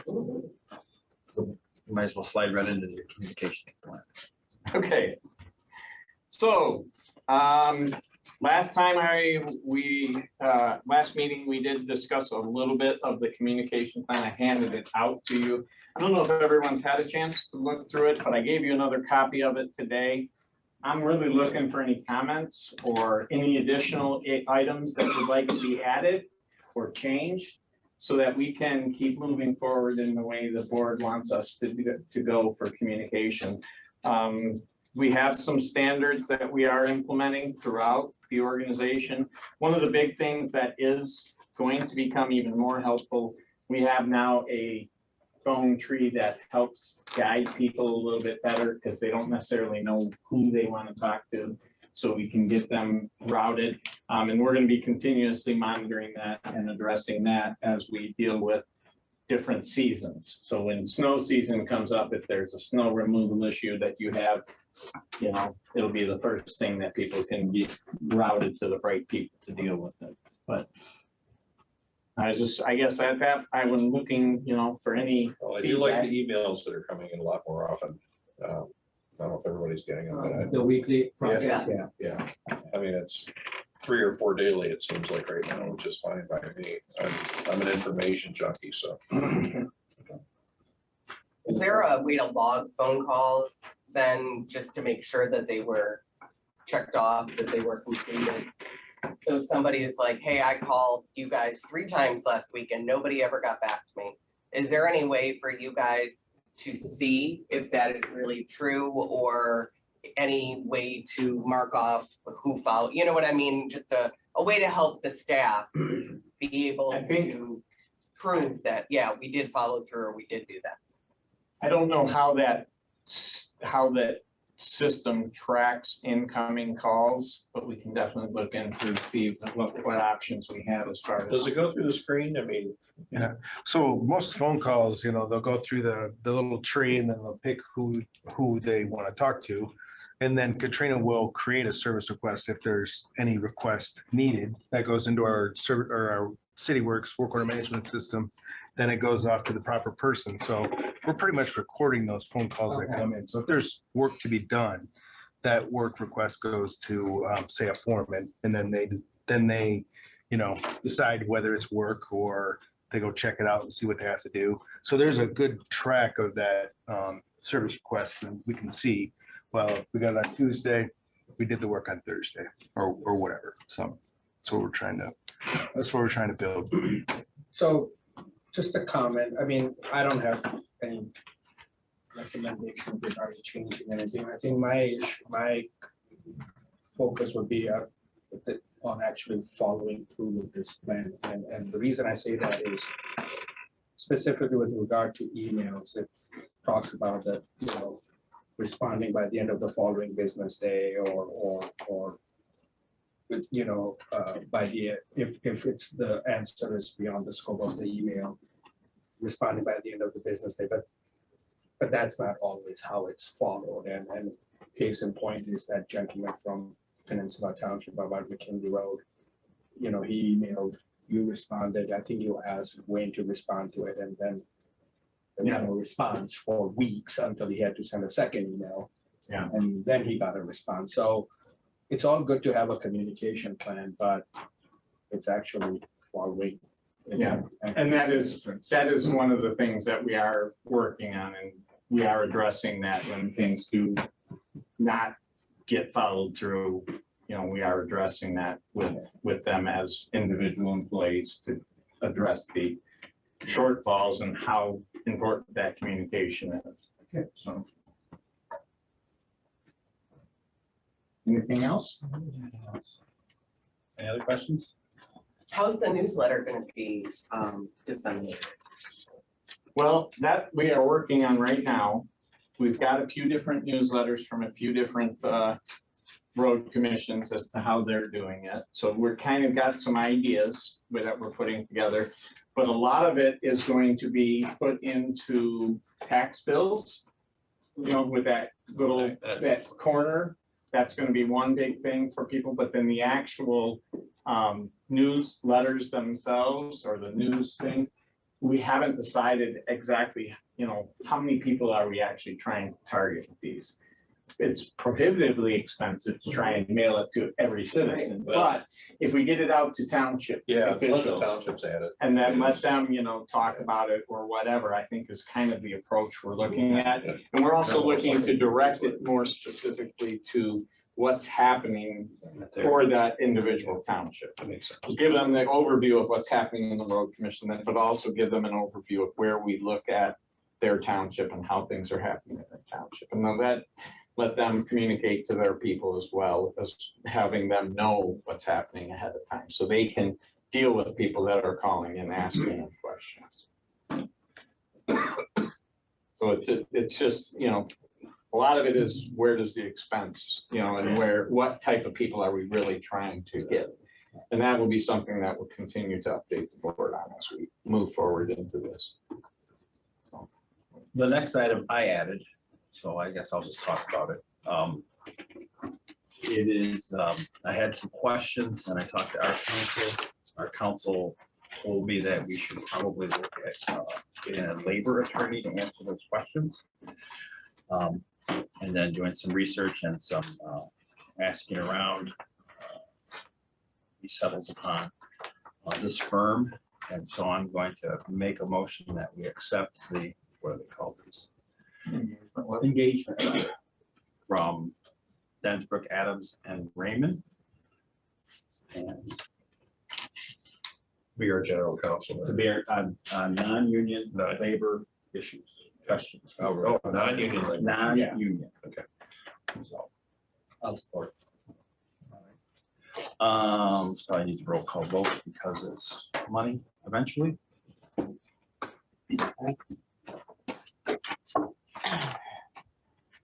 Gilman, Yes.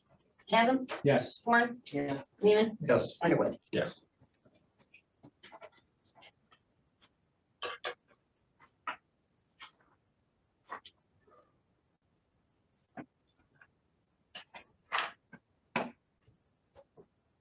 Closed session. We need to go into closed session. Move we go into closed session to discuss union contract negotiations. I'll support. Let's start. Aye.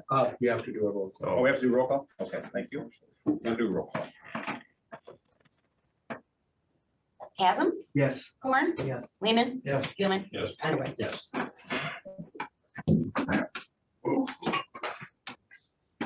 You need me or are you doing the? I'm all set.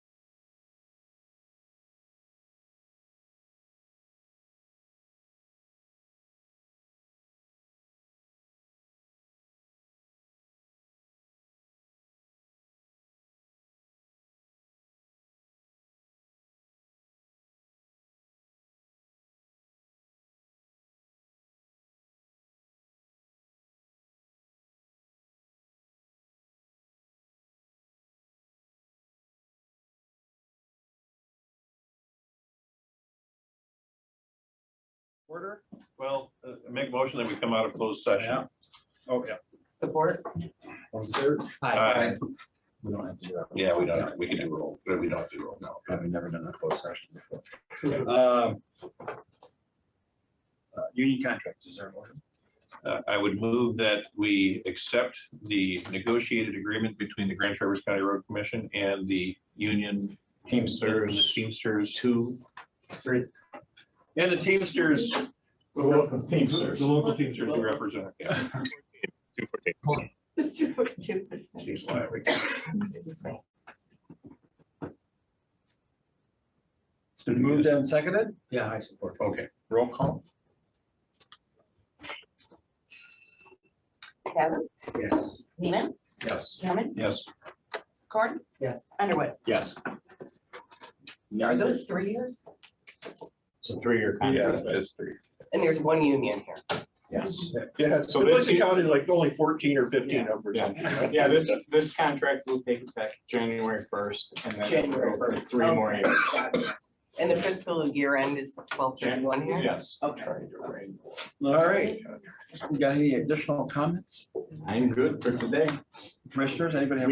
We do need to determine when your next meeting is. gonna be. Yeah, that's right. We need a special meeting. I was looking at August the 7th, which is a Monday night. Is that a problem for anybody? I could do it. I am clear. Time wise. 6 o'clock for consistency. Is that okay? Yeah. Sure, time, 6 o'clock. Okay. I'm gonna put that down right now then. Is this a special meeting or a study It is session? a special meeting.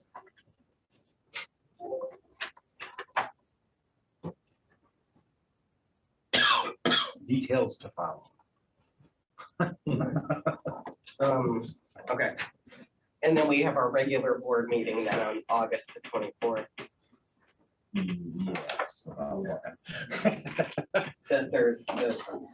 It's my son's 30th birthday. Huh? That's why we're gonna. Your brother. Right. Yeah, 30 years. Yeah, I have a 30-year-old. Any comments? Uh, no, thank you for sharing your thoughts with me on the MPO. I needed to hear that. I needed to not be the only voice talking. I want to have an in-depth discussion about the audit at some point. I just wanted to make sure we didn't get through this meeting without a commissioner bringing that up. So if it is not on the special meeting agenda, I want to make sure it's on the Regular meeting. regular meeting agenda, and I just wanted to make sure that we noted that tonight for the record. It will be August the 7th. Okay. No. Yeah, go ahead. No, I was gonna make a motion. Oh. Let's make sure nobody else has any. Nope, I don't have anything. The only thing I was gonna say is pass along to your friends at the Beta there, get their dirt off our road. I'm sure that's been communicated. Motion to adjourn. All right. We did, while I was gone, hire a new executive director. Okay. Thank you. Her name is